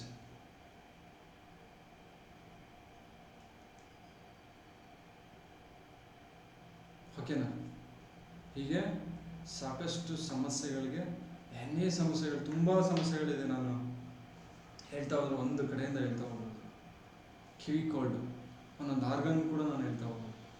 ಕಿವಿಲಿ Q ಬರ್ತಾ ಇರುತ್ತೆ, ಎಷ್ಟೋ ಜನಕ್ಕೆ ನೋಡಿ ಕ್ಯೂ ಬರ್ತಾ ಇರುತ್ತೆ, ಅಥವಾ ನೈಟ್ ಕಿವಿ ಕಡಿಯುತ್ತೆ ಕೋಲ್ಡ್ ಟೈಮಲ್ಲಿ. ಈಗೆಲ್ಲ ಮಾಡ್ತಾ ಇರ್ತೀವಿ, ತುಂಬ ಪ್ರಾಬ್ಲಮ್ ಆಗುತ್ತೆ ನಮಗೆ. ನಾನು ನೋಡಿರೋಂಗೆ ತುಂಬ ಜನ ಈ ಸಮಸ್ಯೆಯಿಂದ ಒದ್ದಾಡ್ತಾ ಇರ್ತಾರೆ, ಹಾಸ್ಪಿಟಲ್ಗೆಲ್ಲ ಹೋಗ್ತಾ ಇರ್ತಾರೆ. ಕ್ಯೂ ಬರೋದು ನಿಲ್ಸೋದಕ್ಕಾಗಲ್ಲ, ಆಪ್ರೇಷನ್ ಮಾಡಿಸ್ತಾರೆ. ಏನಕ್ಕೆ ಅನ್ನೋದೇ ಗೊತ್ತಿಲ್ಲ. ಬಿಕಾಸ್ ಆಫ್ ಈ ಆರ್ಗನ್ನಲ್ಲಿ ಕೋಲ್ಡ್ ಎನರ್ಜಿ ಜಾಸ್ತಿ ಆಗಿರುತ್ತೆ. ಅಲ್ಲಿಗೇನಿಲ್ಲ, ಇಯರ್ ಪಾಯಿಂಟ್ಸ್ ಯಾವ ಆರ್ಗನಲ್ಲಿ ಬರುತ್ತೆ ನೋಡ್ಕೊಳ್ಳೋದು. ಐ ಥಿಂಕ್ ಈ ಆರ್ಗನಲ್ಲಿ ಬರುತ್ತೆ ಇಯರ್ ಪಾಯಿಂಟ್ಸ್, ಈ ಆರ್ಗನಲ್ಲಿ.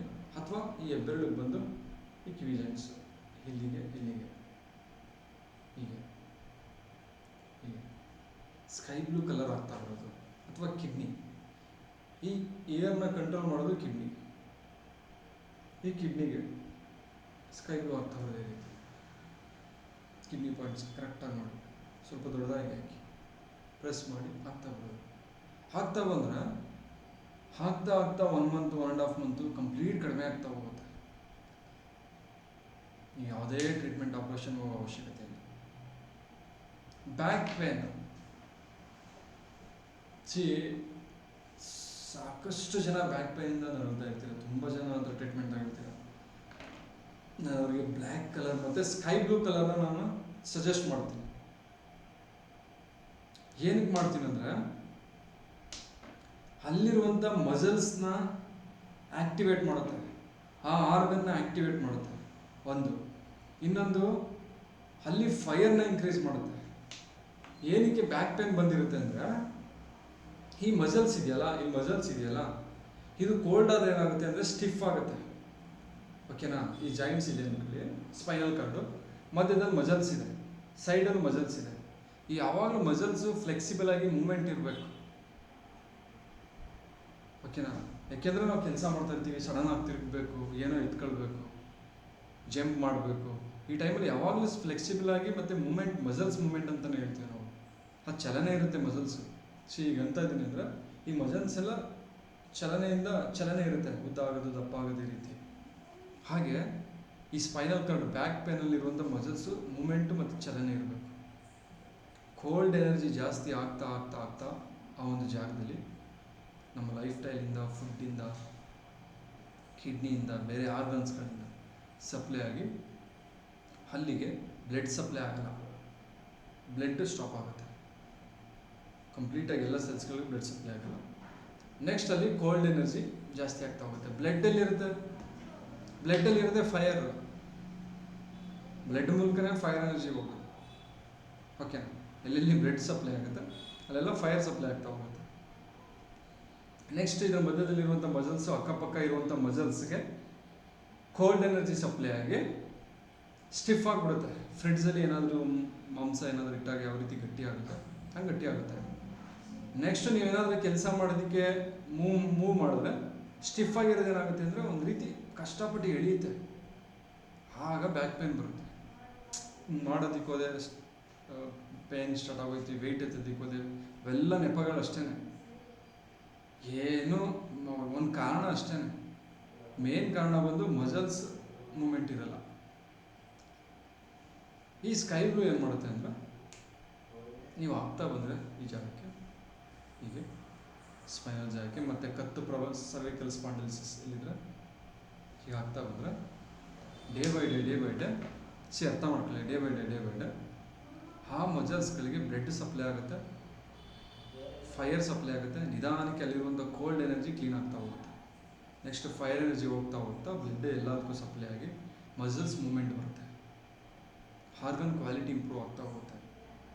ಒಂದು ಸರ್ಟನ್ ಟೈಮ್ ರಿಸಲ್ಟ್ 1 ವೀಕ್ ಆಗ್ಬೋದು, 1 ಡೇ ಆಗ್ಬೋದು, 1 ಮಂತ್ ಆಗ್ಬೋದು. ಒಂದು ಸರ್ಟನ್ ಟೈಮಲ್ಲಿ ರಿಲೀಫ್ ಆಗುತ್ತೆ.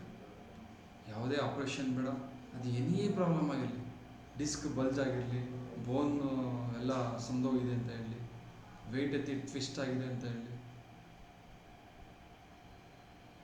L1 S1 ಅಂತ ಹೇಳಿ, ಎನಿ ಪ್ರಾಬ್ಲಮ್ ಕ್ಲಿಯರ್ ಆಗ್ತಾ ಬರುತ್ತೆ. 100% ಕ್ಲಿಯರ್ ಆಗುತ್ತೆ ಕಲರ್ಸಲ್ಲಿ. ನಾನು ನೋಡಿದ್ದೀನಿ.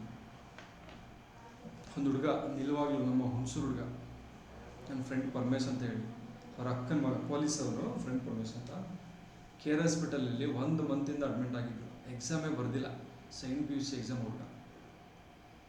ಆಪ್ರೇಷನ್ ಮಾಡಬೇಕಂತೇಳಿ, ಕಿವಿದೆ ಅಂತ ಹೇಳಿ ಅಲ್ಲಿವರೆಗೂ ಅಡ್ಮಿಟ್ ಆಗಿ ಅಂತ ಹೇಳಿ ಅಡ್ಮಿಟ್ ಆಗಿದೆ. ನೆಕ್ಸ್ಟ್ ನನಗೆ ಫೋನ್ ಮಾಡಿ, ನಾನು ಹುಡುಗನಿಗೆ ಆನ್ಲೈನಲ್ಲೇ ಟ್ರೀಟ್ಮೆಂಟ್ ಹೇಳಿದೆ, ಆನ್ಲೈನ್ ಕನ್ಸಲ್ಟೇಷನ್ ತಗೊಂಡು ಈ ರೀತಿ ಮಾಡು ಅಂತ. ಅದಾಗಿ 1 ವಾರಕ್ಕೆ ಫೋನ್ ಬಂತು ಅವ್ರ ಮನೆಯಿಂದ, ಸರ್ ಹಿಂಗೆ ಹೇಳಿದ್ರಲ್ಲ, ನಮ್ಮ ಹುಡುಗ ಈಗ ಸ್ವಲ್ಪ ಪರವಾಗಿಲ್ಲ ಸರ್, ಇನ್ನೇನಾದರೂ ಹೇಳ್ತೀರಾ, ಈಗೆಲ್ಲ ಸ್ವಲ್ಪ ಎದ್ದು ಕೂತ್ಕೊಳ್ತಾನೆ, ಪೇನ್ ಇಲ್ಲ ಅಂತದಾನೆ ಅಂತೇಳಿ 1 ಡೇ ಅವ್ರ ಮನೆಗೆ ಹೋಗಿ ನಾನೇ ಟ್ರೀಟ್ಮೆಂಟ್ ಮಾಡಿ ಬಂದೆ. ನಮ್ಮ ಫ್ರೆಂಡ್ ಮನೆಗೆ ಕರೆಸಿದ, ಅವ್ರ ಮನೆಗೆ ಹೋಗಿ ಟ್ರೀಟ್ಮೆಂಟ್ ಮಾಡಿ ಮತ್ತೆ ಇದನ್ನು ಫಾಲೋಅಪ್ ಮಾಡಿ ಅಂತ ಹೇಳ್ಬಿಟ್ಟು ಬಂದೆ. ಅದಾಗಿ 1 ಮಂತ್. ಈಗ ನೆಕ್ಸ್ಟ್ ಕರೆನ್ಸ್ಪಾಂಡ್ ಕಟ್ಟಿ ಎಕ್ಸಾಮ್ ಎಲ್ಲ ಪಾಸ್ ಮಾಡಿ ನೆಕ್ಸ್ಟ್ ಫೋನ್ ಮಾಡಿ, ಇಲ್ಲ ಈಗ ಚೆನ್ನಾಗಿದ್ದಾನೆ, ಕ್ರಿಕೆಟ್ ಎಲ್ಲ ಆಡೋದಕ್ಕೆ ಹೋಗ್ತಾನೆ, ಏನೂ ಪ್ರಾಬ್ಲಮ್ ಇಲ್ಲ ಅಂತ ಹೇಳ್ತಾರೆ. That's power of black colour ಮತ್ತು ಸ್ಕೈ ಬ್ಲೂ. ಪ್ರತಿದಿನ ಆಗ್ತಾ ಹೋದ ಅವನು.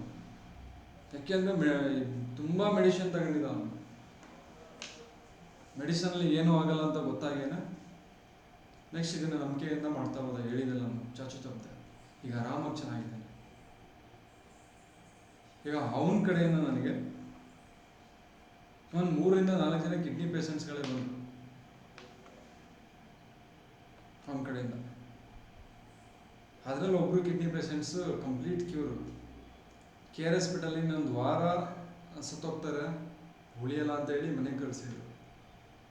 ನನಗೂ ಭಯ, ಲಾಸ್ಟ್ ಸಿಚುವೇಶನ್ ಇವ್ರಿಗೆ ಯಾವ ರೀತಿ ಪಟ್ಟು ಟ್ರೀಟ್ ಮಾಡೋದಂತ.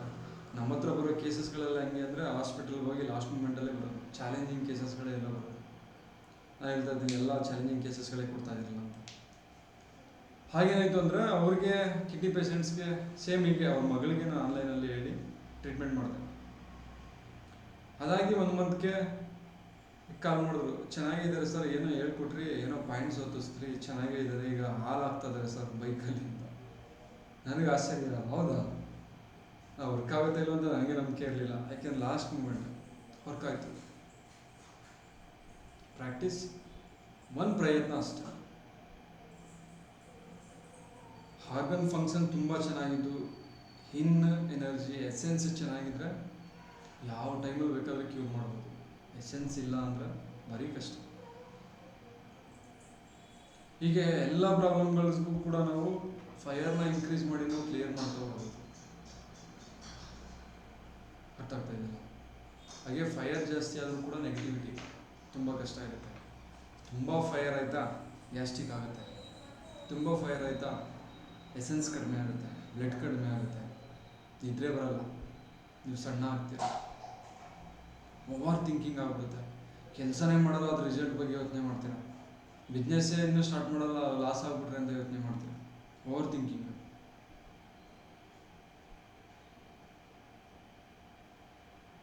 ಅರ್ಥ ಆಗ್ತಾ ಇದೆಯಲ್ಲ? ಫೈರ್ ಜಾಸ್ತಿ ಆಯ್ತಾ ಹೈಪರ್ ಥೈರಾಯ್ಡ್ ಬರುತ್ತೆ.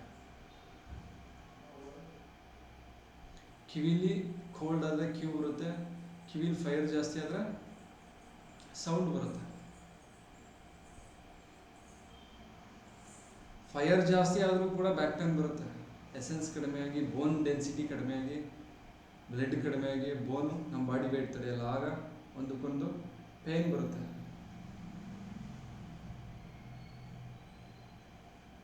ಎರಡಕ್ಕೂ ಕೂಡ ಸೇಮ್ ಪ್ರಾಬ್ಲಮ್ ಬರುತ್ತೆ. ನಾವು ಅಬ್ಸರ್ವ್ ಮಾಡಿ ಪೇಷಂಟ್ನ, ಬೇರೆ ಬೇರೆ ಕ್ವಶನ್ಸ್ಗಳನ್ನ ಕೇಳಿ, ಊಟ ಮಾಡ್ತಾರಾ ಇಲ್ವೋ ನೋಡಿ, ಅದ್ರ ಜೊತೆಗೆ ಏನಾದರೂ ಬೇರೆ ಸಿಂಟಮ್ಸ್ ಇದೆಯಾ, ಗ್ಯಾಸ್ಟ್ರಿಕ್ ಇದೆಯಾ, BP ಇದೆಯಾ, ಹೈ BP ಇದೆಯಾ, ಶುಗರ್ ಇದೆಯಾ, ಯಾವ ಥರ ಶುಗರ್ ಇದ್ದರೆ, ಊಟ ಎಷ್ಟೊತ್ತಿಗೆ ಮಾಡ್ತೀರಾ, ಇವೆಲ್ಲ ಪ್ರಶ್ನೆಗಳನ್ನ ನಾವು ನಾರ್ಮಲಾಗಿ ಕೇಳ್ತಾ ಇರ್ತೀವಿ ಬಂದಾಗ. ಬಿಕಾಸ್ ಏನಕ್ಕೆ ಅಂದರೆ ಅವ್ರ ಬಾಡಿ ಕೋಲ್ಡ್ ಇದೆಯಾ, ಯಾವ ಆರ್ಗನ್ ಹೀಟ್ ಇದೆ, ಕೋಲ್ಡ್ ಇದೆ, ಟ್ರೀಟ್ಮೆಂಟ್ ಯಾವುದು ಕೊಡಬೇಕು, ಇದೆಲ್ಲ ಕ್ಯಾಲ್ಕುಲೇಟ್ ಮಾಡಿ ನಾವು ಟ್ರೀಟ್ಮೆಂಟ್ ಕೊಡ್ತಾ ಹೋಗ್ತೀವಿ. ಹಾಗೂ ಕೂಡ ರಿಸಲ್ಟ್ ಬರೋದು ಕಡಿಮೆ ಕೆಲವು ಜನಕ್ಕೆ. ಏನಕ್ಕೆ ಅಂದರೆ ಎಸೆನ್ಸ್ ಇಂಪ್ರೂವ್ ಇರಲ್ಲ, ಎಸೆನ್ಸ್ ಎನರ್ಜಿ ಇರಬೇಕು. ಬೋನ್ ಮ್ಯಾರೋ, ಬೋನ್ ಎಸೆನ್ಸ್ ತುಂಬ ಸ್ಟ್ರಾಂಗ್ ಇರಬೇಕು. ಹಾಗಿದ್ರೂ ಮಾತ್ರ ಬೇಗ ಎನರ್ಜೆಟಿಕ್ಕಾಗಿ ವರ್ಕ್ ಆಗುತ್ತೆ. ನಿಮ್ಮ ಹತ್ರ ಎನರ್ಜಿ ಇದ್ರೆ ತಾನು ಏನಾದರೂ ಟರ್ನ್ ಮಾಡೋದು. ನಾನು ಕೋಲ್ಡೋ ಹೀಟೋ ಆಗಿ ಎನರ್ಜಿನೇ ಇಲ್ಲ ಅಂದಾಗ ನಾನು ಫಸ್ಟ್ ಎನರ್ಜಿ ಕ್ರಿಯೇಟ್ ಮಾಡಿ ಅಂತೀನಿ. 10 ಜನದಲ್ಲಿ 8 ಜನಕ್ಕೆ ವರ್ಕ್ ಆಗುತ್ತೆ, ಇನ್ನಿಬ್ಬರು ವರ್ಕ್ ಆಗಲ್ಲ. ಬಿಕಾಸ್ ಆಫ್ ಎಸೆನ್ಸ್ ಇರಲ್ಲ.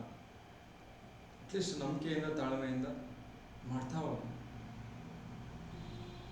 ತುಂಬ ವರ್ಷಗಳಿಂದ ಇದ್ದಂಥ ಸಮಸ್ಯೆಗಳು ಒಂದು ವಾರಕ್ಕೆ ಏನೂ ಆಗಲಿಲ್ಲ ಅಂದರೆ, ಒಂದು ತಿಂಗಳಿಗೆ ಏನೂ ಆಗಲಿಲ್ಲ ಅಂದರೆ, ಒಂದು 6 ತಿಂಗಳಿಗೆ ಆಗ್ಬೋದು. ತಾಳ್ಮೆಯಲ್ಲಿ ವೆಯ್ಟ್ ಮಾಡಿ. ಇಲ್ಲ ಅಂದರೆ ಹಾಸ್ಪಿಟಲ್ ಇದ್ದೇ ಇದೆ, ಮಾತ್ರೆಗಳಿದ್ದೇ ಇದೆ, ಇಂಜೆಕ್ಷನ್ ಇದ್ದೇ ಇದೆ, ಆಪ್ರೇಷನ್ ಇದ್ದೇ ಇದೆ. ಯು ಕ್ಯಾನ್ ಗೋ ಹಾವೆಯಲ್ಲಿ ಹೋಗ್ಬೋದು. ಇಲ್ಲ ನಮಗೇನು ಬೇಡ, ಎನರ್ಜಿ ಮೂಲಕ ನಾನು ಕ್ಯೂರ್ ಮಾಡ್ತೀನಿ ಅಂದರೆ ತಾಳ್ಮೆಯಿಂದ ವರ್ಕ್ ಆಗುತ್ತೆ. 100% ವರ್ಕ್ ಆಗುತ್ತೆ. ಎಲ್ಲ ಕಾಯಿಲೆಗಳಿಗೂ ಲಾಜಿಕ್ಕಾಗಿ ನಿಮಗೆ ನೀವೇ ಟ್ರೀಟ್ಮೆಂಟ್ ಮಾಡ್ತಾ ಹೋಗ್ಬೋದು.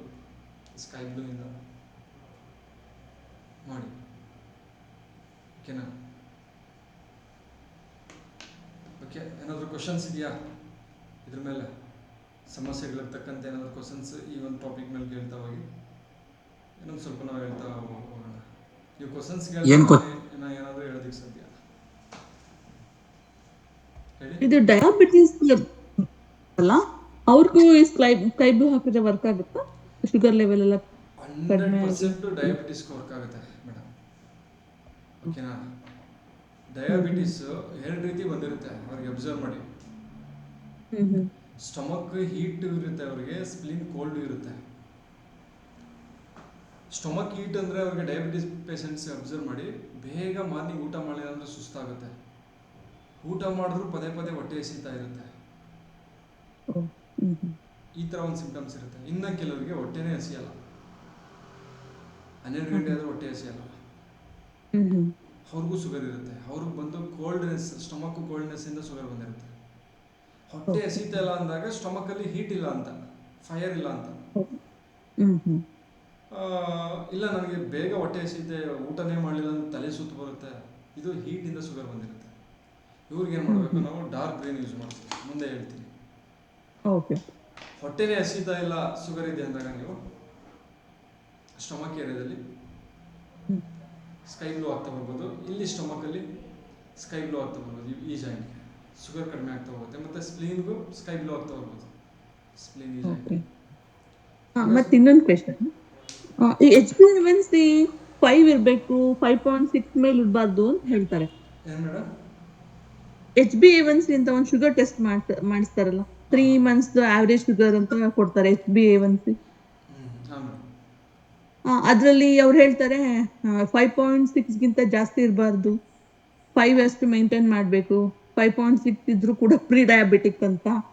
ಸೊ ಆ ಥರ ಕೇಸಸ್ಸಲ್ಲಿ ಅಂದರೆ ಇನ್ನೂ ಶುಗರ್ ಬಂದಿರಲ್ಲ, ಬಟ್ ಇವಾಗ 5.4 ಹತ್ರ ಎಲ್ಲ ಇರುತ್ತಲ್ಲ, ಅದನ್ನ ಕಂಟ್ರೋಲ್ ಮಾಡಬೇಕಂದ್ರೆ ಈ ಸ್ಕೈ ಬ್ಲೂ ಹಾಕಿದ್ರೆ ಓಕೆನಾ? ಮೇಡಮ್, ಮೆಡಿಕಲ್ ಡಿಪಾರ್ಟ್ಮೆಂಟು ಅವರ ಒಂದು ಸ್ಟಡೀಸ್ ಪ್ರಕಾರ ಏನೇ ನಂಬರ್ಸ್ ಹೇಳಿ, ಅವ್ರು ಏನೇ ಒಂದು ಡಯಾಗ್ನೋಸಿಸ್ ಮಾಡಿ ನಿಮ್ಗೆ ಹೇಳಿ, ನಮ್ಮ ಎನರ್ಜಿ ಟ್ರೀಟ್ಮೆಂಟಲ್ಲೇ ನಾವು ಡಯಾಗ್ನೋಸಿಸ್ ಬೇರೆ ರೀತಿ ಮಾಡ್ತೀವಿ. ಅವರು ಪಾಯಿಂಟ್ಸ್ಗಳು ಇಷ್ಟಿರಬೇಕು, ಶುಗರ್ ಲೆವೆಲ್ ಇಷ್ಟಿರಬೇಕು, ಆ ರೀತಿ ಎಲ್ಲ ಹೇಳಿದ್ರು ಕೂಡ ನಮ್ಮ ಡಯಾಗ್ನೋಸಿಸ್ ಏನು ಅಂದರೆ ಟೋಟಲಿ ಸ್ಪ್ಲೀನ್ ಮತ್ತು ಸ್ಟಮಕ್ ಫಂಕ್ಷನ್ ಕಡಿಮೆ ಆಗಿದೆ ಅಷ್ಟೇ. ಈ ಫಂಕ್ಷನ್ ಇಂಪ್ರೂವ್ ಮಾಡಿದ್ರೆ ಅದೆಲ್ಲವೂ ಇಂಪ್ರೂವ್ ಆಗ್ತಾ ಹೋಗುತ್ತೆ. ಅರ್ಥ ಆಗ್ತಾ ಇದೆಯಲ್ಲ? ನಾವು ಕೆಮಿಕಲ್ ವೇರಿಯೇಷನ್ ಆಧಾರದ ಮೇಲೆ ಟ್ರೀಟ್ಮೆಂಟ್ ಕೊಡಲ್ಲ. ಈಗ ಉದಾಹರಣೆಗೆ ಕಿಡ್ನಿ ಪೇಷಂಟ್ ಬಂದಾಗ ಕ್ರಿಯೇಟಿನ್ ಜಾಸ್ತಿ ಆಗಿದೆ ಅಂತ ಹೇಳ್ತಾರೆ. ಕ್ರಿಯೇಟಿನ್ ಜಾಸ್ತಿ ಆಗಿದೆ, ಪೊಟ್ಯಾಷಿಯಂ ಸಿಗ್ತಾ ಇದೆ ಬ್ಲಡ್ಡಲ್ಲಿ ಅಂತ ಹೇಳ್ತಾರೆ, ಕಿಡ್ನಿ ಪ್ರಾಬ್ಲಮ್ ಅಂತ ಹೇಳ್ತಾರೆ. ನಾವು ಕ್ರಿಯೇಟಿನ್ ಕಡಿಮೆ ಮಾಡೋದಕ್ಕೆ ಮೆಡಿಸಿನ್ ಕೊಡಲ್ಲ. ಕ್ರಿಯೇಟಿನ್ ಏನಕ್ಕೆ ಜಾಸ್ತಿ ಆಗಿದೆ ಅಂದರೆ ಕಿಡ್ನಿ ಫಂಕ್ಷನ್ ಲೋ ಆಗಿದೆ.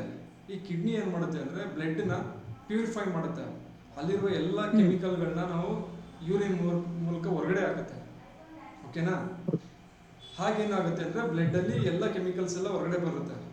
ಆದರೆ ಕಿಡ್ನಿ ಫಂಕ್ಷನ್ಸ್ ಲೋ ಆದಾಗ ಏನಾಗುತ್ತೆ ಅಂದರೆ ಅಲ್ಲಿರುವಂಥ ಕೆಮಿಕಲ್ಸ್ಗಳನ್ನ, ಯೂರಿಕ್ ಆ್ಯಸಿಡ್ ಆಗಿರ್ಬೋದು, ಕ್ರಿಯೇಟಿನ್ ಆಗಿರ್ಬೋದು, ಪ್ರೋಟೀನ್ ಆಗಿರ್ಬೋದು, ಪೊಟ್ಯಾಷಿಯಮ್ ಆಗಿರ್ಬೋದು, ಇವೆಲ್ಲವನ್ನು ಕೂಡ ಬ್ಲಡ್ಡಲ್ಲೇ ಬಿಟ್ಬಿಡುತ್ತೆ. ಅದು ನಮ್ಮ ಫಂಕ್ಷನ್ ಆಗಲ್ಲಪ್ಪ, ನನ್ನ ಕೈಲಿ ಕೆಲಸ ಮಾಡೋದಕ್ಕೆ ಎನಫ್ ಎನರ್ಜಿ ನನಗೆ ಕೊಡ್ತಾಯಿಲ್ಲ, ರೆಸ್ಟ್ ಕೊಡ್ತಾಯಿಲ್ಲ, ನನ್ನನ್ನು ಕೋಲ್ಡ್ ಮಾಡ್ತಾಯಿಲ್ಲ, ಟೈಮು ಕರೆಕ್ಟಾಗಿ ನನ್ನನ್ನು ಹೀಟ್ ಮಾಡ್ತಾಯಿಲ್ಲ ನೀನು ಅಂತ ಹೇಳಿ ಫಂಕ್ಷನ್ ಕಡಿಮೆ ಆಗುತ್ತೆ ಕಿಡ್ನಿದು. ಆಗ ಬ್ಲಡ್ಡಲ್ಲಿ ಬಿಟ್ಬಿಡುತ್ತೆ. ಆಗ ನೀವು ಈ ಬ್ಲಡ್ ಟೆಸ್ಟ್ ಮಾಡಿಸ್ತೀರಾ, ಬ್ಲಡ್ಡಲ್ಲಿ ಬಿಟ್ಟಾಗ ಏನಾಗುತ್ತೆ ಅಂದರೆ ಬ್ಲಡ್ ತಿನ್ನಾಗುತ್ತೆ ಅಥವಾ ತಿಕ್ಕಾಗುತ್ತೆ, ಮಂದಾಗುತ್ತೆ ಅಥವಾ ತೆಳುವಾಗುತ್ತೆ ಬ್ಲಡ್. ಹಾಗೇನಾಗುತ್ತೆ ಅಂದರೆ ಹಾರ್ಟು ಅದನ್ನು ಪಂಪ್ ಮಾಡೋದಕ್ಕೆ ಕಷ್ಟ ಆಗುತ್ತೆ. ಒಂದು ಹೈ ಬಿ ಪಿ ಆಗ್ಬೋದು ಅಥವಾ ಬಿ ಪಿ ರೇಜ್ ಆಗ್ಬೋದು. ಹೈ ಬಿ ಪಿ ಬಿ ಪಿಗೆ ಅಂತ ನೀವು ಹಾಸ್ಪಿಟಲ್ಗೆ ಹೋದಾಗ ಜೊತೆಗೆ ಬ್ಲಡ್ ಚೆಕ್ ಮಾಡ್ತಾರೆ. ನೋಡಿ, ಆಲ್ಮೋಸ್ಟ್ ಕಿಡ್ನಿ ಪೇಷಂಟ್ಸ್ಗಳು ಬಿ ಪಿ ಅಂತ ಹೇಳಿ ಬ್ಲಡ್ ಚೆಕ್ ಮಾಡಿಸೋದಕ್ಕೆ ಹೋಗಿ ಕಿಡ್ನಿ ಫೇಲ್ಯೂರ್ ಆಗಿರುತ್ತೆ. ನೀವು ತುಂಬ ಜನ ಯಾರಾದರೂ ಹೆಂಗೆ ಗೊತ್ತಾಯಿತು ಅಂದರೆ ಬಿ ಪಿ ರೇಜ್ ಆಗ್ತಿತ್ತು, ವೇರಿಯೇಷನ್ ಆಗ್ತಿತ್ತು, ಚಳಿ ಜ್ವರ ಬರ್ತಿತ್ತು ಅಂತ ಹೇಳ್ತಾರೆ. ಆಗ ಬ್ಲಡ್ಡಲ್ಲಿ ನಿಮಗೆ ಕ್ರಿಯೇಟಿನ್ ಹಿಂಗೆ ಆಗ್ತಾ ಇದೆಯಪ್ಪ, ಒಂದ್ಸರಿ ಕಿಡ್ನಿ ಫಂಕ್ಷನ್ ಟೆಸ್ಟ್ ಮಾಡಿಸು ಅಂತ ಹೇಳಿದಾಗ ಕಿಡ್ನಿ ಸ್ಕ್ಯಾನ್ ಎಲ್ಲ ಮಾಡಿ, ಇಲ್ಲ ಕಿಡ್ನಿ ಸಿಂಕ್ ಆಗಿರುತ್ತೆ, ಇಲ್ಲ ಕಿಡ್ನಿ ಫಂಕ್ಷನ್ ಕಡಿಮೆ ಆಗಿರುತ್ತೆ, ಹೀಗಾಗಿರುತ್ತೆ.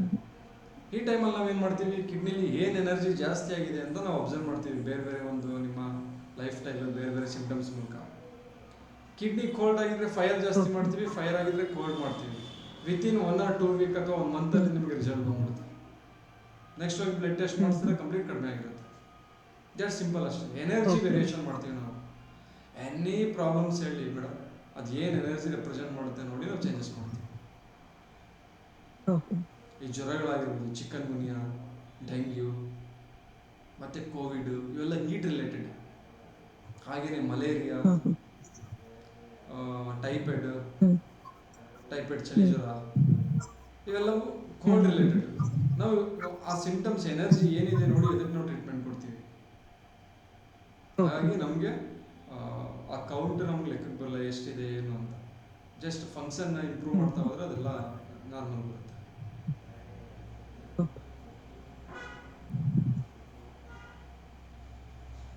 ಈ ಫ್ರೀ ಡಯಾಬಿಟಿಕ್ ಅಂತ ಹೇಳಿದ್ರಲ್ಲ,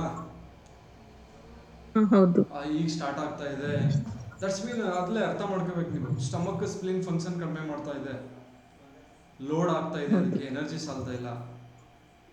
ಹೌದು. ಅದು ಮಾತಾಡ್ತಾ ಇದ್ದೆ ನಿಮ್ಮ ಜೊತೆ.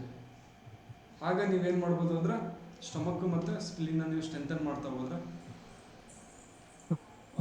ಇನ್ನು 1 or 6 ಮಂತಲ್ಲಿ ಅಥವಾ 1 ಇಯರಲ್ಲಿ ನೀವು ಅದನ್ನ ಎನರ್ಜಿ ಇಂಪ್ರೂವ್ ಮಾಡ್ತಾ ಹೋಗ್ಬೋದು. ಇಲ್ಲ ಅಂದರೆ 100% ಡಯಾಬಿಟಿಕ್ ಬರುತ್ತೆ. ಹೌದು. ಮೆಡಿಕಲ್ ಸಪೋರ್ಟ್ ನಾವು ತಗೊಂಡು ನಾವು ಟ್ರೀಟ್ ಮಾಡ್ತಾ ಹೋಗ್ಬೋದು.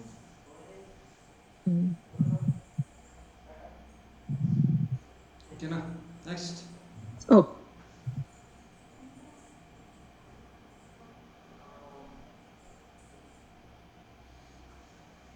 Next, any questions?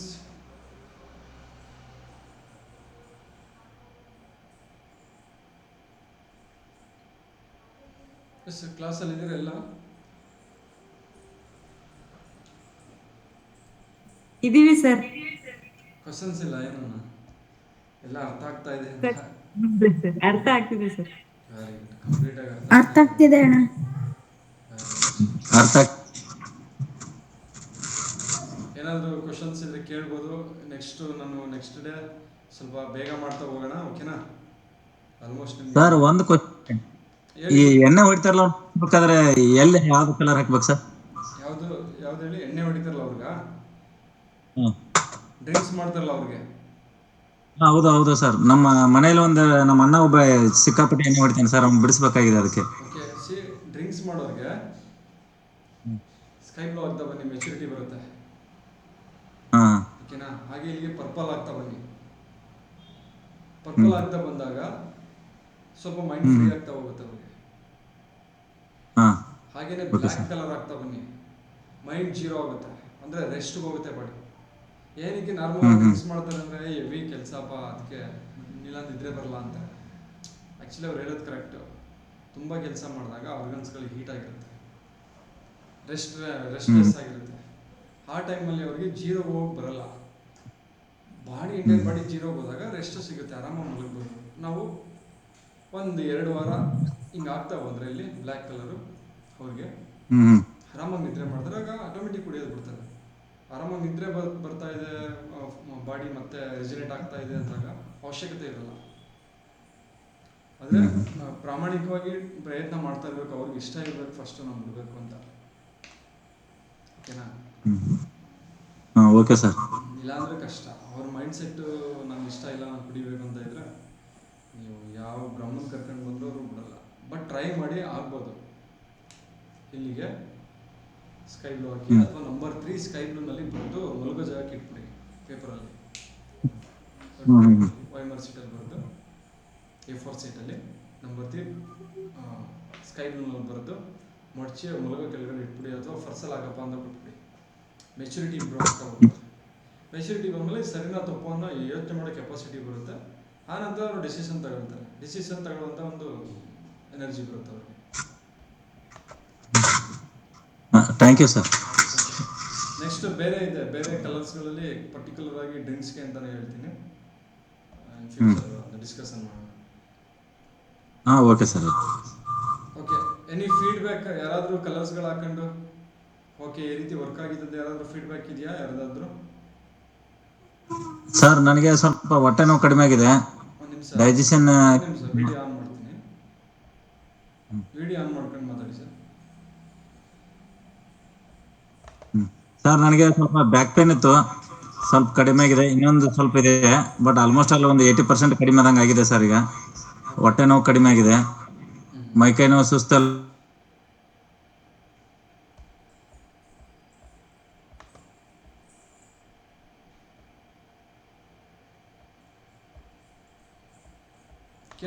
ಕೇಳಿಸ್ತಾ ಇದೆಯಾ ಮಾರುತಿ ಸರ್?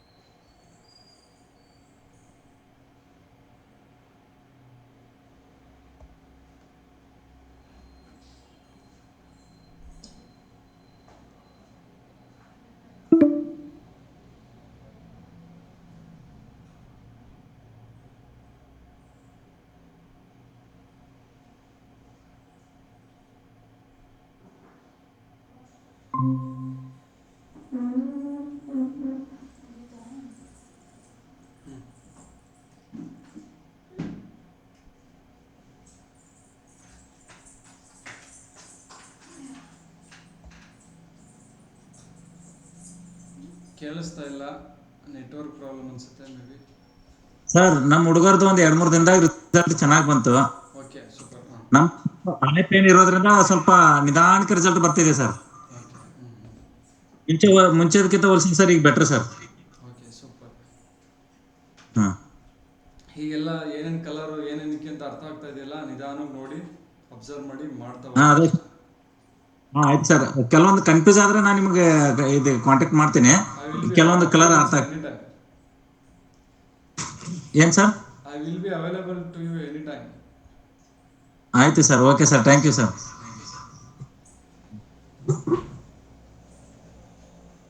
ಎಷ್ಟು ನಾವು 3 ಜನ ಇದೀವಿ, ಎಲ್ಲ ಆಲ್ರೆಡಿ ಮನೆಗೆ ಹೋಗ್ಬಿಟ್ಟಿದ್ದಾರೆ. ಅದೇ ಅವರು ನಿಮ್ಗೊಂದು ಸ್ವಲ್ಪ ಇದಾಯ್ತಲ್ಲ, ಸ್ಕ್ರೀನ್ ಆಫ್ ಕಾಣಿಸೋಣ ಇದಾದ್ರೆ ಅಂದ್ಬಿಟ್ಟು ಹೋಗಿರ್ಬೋದು. ಪರವಾಗಿಲ್ಲ, ಇರಲಿ. Okay sir, thank you. ನಾಳೆ ಆದ್ರೆ ಸಾಧ್ಯ ಆದ್ರೆ ಕ್ಲಾಸ್ ಮಾಡೋಣ, ಇಲ್ಲಾಂದ್ರೆ ನೆಕ್ಸ್ಟ್ ಮಧ್ಯದಲ್ಲಿ ಯಾವಾಗಲಾದ್ರೂ ಪ್ಲಾನ್ ಮಾಡೋಣ. ಆಯ್ತು ಸರ್, ನೀವು ಎನಿ ಟೈಮ್ ನಮ್ಗೆ ಅಡ್ವಾನ್ಸ್ ಇನ್ಫಾರ್ಮೇಶನ್ ಕೊಟ್ಟರೆ ಸಾಕು ಸರ್. ಗ್ರೂಪ್ಗೆ ಮೆಸೇಜ್ ಹಾ, ಮಾಡಿ, ಪ್ರತಿಯೊಂದು ಕ್ಲಾಸ್ಗೂ ಫೀಡ್ಬ್ಯಾಕ್ ಮಾಡಿ, ಗ್ರೂಪಲ್ಲಿ ಮೆಸೇಜ್ ಮಾಡಿ ಕ್ಲಾಸ್ ಹೇಗಿತ್ತು ಅಂತ. ಹಾ ಆಯ್ತು ಸರ್, ಮಾಡ್ತೀನಿ ಬಿಡಿ ಸರ್. ಬೇರೆಯವರಿಗೆ ಕ್ಲಾಸ್ ಲಿಂಕ್ ಎಲ್ಲರಿಗೂ ಕಳಿಸ್ತಾ ಇದೀವಿ, ಪಾಪ ಅವ್ರು ಅಟೆಂಡ್ ಮಾಡ್ತಾ ಇಲ್ಲ. ಸರ್ ಅದು ಅವ್ರ ಇಷ್ಟ ಆಗ್ಬೇಕ ಸರ್. ಅದೇ ಸರ್, ಅವರು ಬೇರೆದೆಲ್ಲ ನಂಬ್ತಾರೆ, ಇಂಥದ್ದು ಯಾರು ನಂಬಲ್ಲ ಸರ್. ಇಲ್ಲ, ಅವರೆಲ್ಲ ಏನಂದ್ರೆ ಕ್ಲಾಸಲ್ಲಿ ಬಂದಾಗ ಸಾಕಷ್ಟು ಪ್ರಾಬ್ಲಮ್ಸ್ ಹೇಳ್ತಾರೆ. ಎಲ್ಲ ಪ್ರಾಬ್ಲಮ್ಸ್ ಕ್ಲಾಸ್ ಗ್ರೂಪಲ್ಲಿ ಇರೋದು. ಬಟ್ ಕ್ಲಾಸ್ ಬಂದಾಗ ಅವ್ರಿಗೆ ತಾಳ್ಮೆ ಇಲ್ಲ ಅಂದ್ರೆ ಏನನ್ನು ಕಲ್ಸಲ್ಲ. ಹೌದು ಸರ್. ತಾಳ್ಮೆ ಇಲ್ಲ ಅಂದ್ರೆ ಬೇಗ ರಿಸಲ್ಟ್ ಬರ್ಬೇಕಂದ್ರೆ ಹಾಸ್ಪಿಟಲ್ ಇದ್ದೇ ಇದೆ, ಡಾಕ್ಟರ್ ಹತ್ರ ಹೋಗ್ಬೋದು ಅಂತ ಹೇಳ್ಬೇಕಷ್ಟೇ ಅವ್ರಿಗೆ. ಸರ್ ನಂದೇ ಆದ ಒಂದು ಇದೆ ಸರ್. ಆ ಲಿಮಿಟ್ ಮೀರಿದ್ಬೇಕು ನಾ ಹಾಸ್ಪಿಟ್ಲಿಗೆ ಹೋಗೋದು, ಇಲ್ಲ ಅಂದ್ರೆ ಅಲ್ಲಿವರೆಗೂ ಅದನ್ನ ಏನ್ ಮಾಡ್ಬೇಕು ಅದನ್ನ ಮಾಡಿರ್ತೀನಿ. ಮನೇಲವ್ರು ಅಷ್ಟೇ ಸರ್, ಕಷಾಯ ಕುಡಿಯೋದು ಇಲ್ಲ ಆಯುರ್ವೇದಿಕ್ ಏನಿದೆ ಇದೇ ತರಾನು ಮಾಡ್ತಿರ್ತೀನಿ ಸರ್. ಈಗ ನೀವು ಬಂದಾಗಿಂದ ಸ್ವಲ್ಪ ಪ್ರೆಷರ್ ಕಲರ್ದು ಹೇಳ್ಕೊಡ್ತಾರೆ. ಇನ್ನು ಆಯುರ್ವೇದಿಕ್ಕಿಂತ ಇನ್ನೂ ಬೆಸ್ಟ್ ರಿಸಲ್ಟ್ ಸರ್ ಇದು. 100% ಆಯುರ್ವೇದಿಕಲ್ಲಿ ನಿಮಗೆ ಫುಡ್ ಮೆಡಿಷನ್ ಕೊಡ್ತಾರೆ. ಇಲ್ಲಿ ನಾನು ಫುಡ್ಡೇ ಹೇಳ್ಬಿಡ್ತೀನಿ, ಫುಡ್ಡೇನೆ ಮೆಡಿಷನ್. ಹೌದು. ಈಗ ಯೋಗದಲ್ಲೆಲ್ಲ ಎಕ್ಸರ್ಸೈಸ್ ಎಲ್ಲ ಮಾಡ್ತೀವಲ್ಲ, ಆಸನಗಳೆಲ್ಲ ಹ್ಮ್ ಏನ್ ರೀಸನ್ಗೆ ಅಂದ್ರೆ ಫೈರ್ ಇನ್ಕ್ರೀಸ್ ಮಾಡಕ್ಕೆ. ನೆಕ್ಸ್ಟ್ ಪ್ರಾಣಾಯಾಮ ಮಾಡ್ತೀವಲ್ಲ, ವಿಂಡ್ ಇನ್ಕ್ರೀಸ್ ಮಾಡೋದಿಕ್ಕೆ.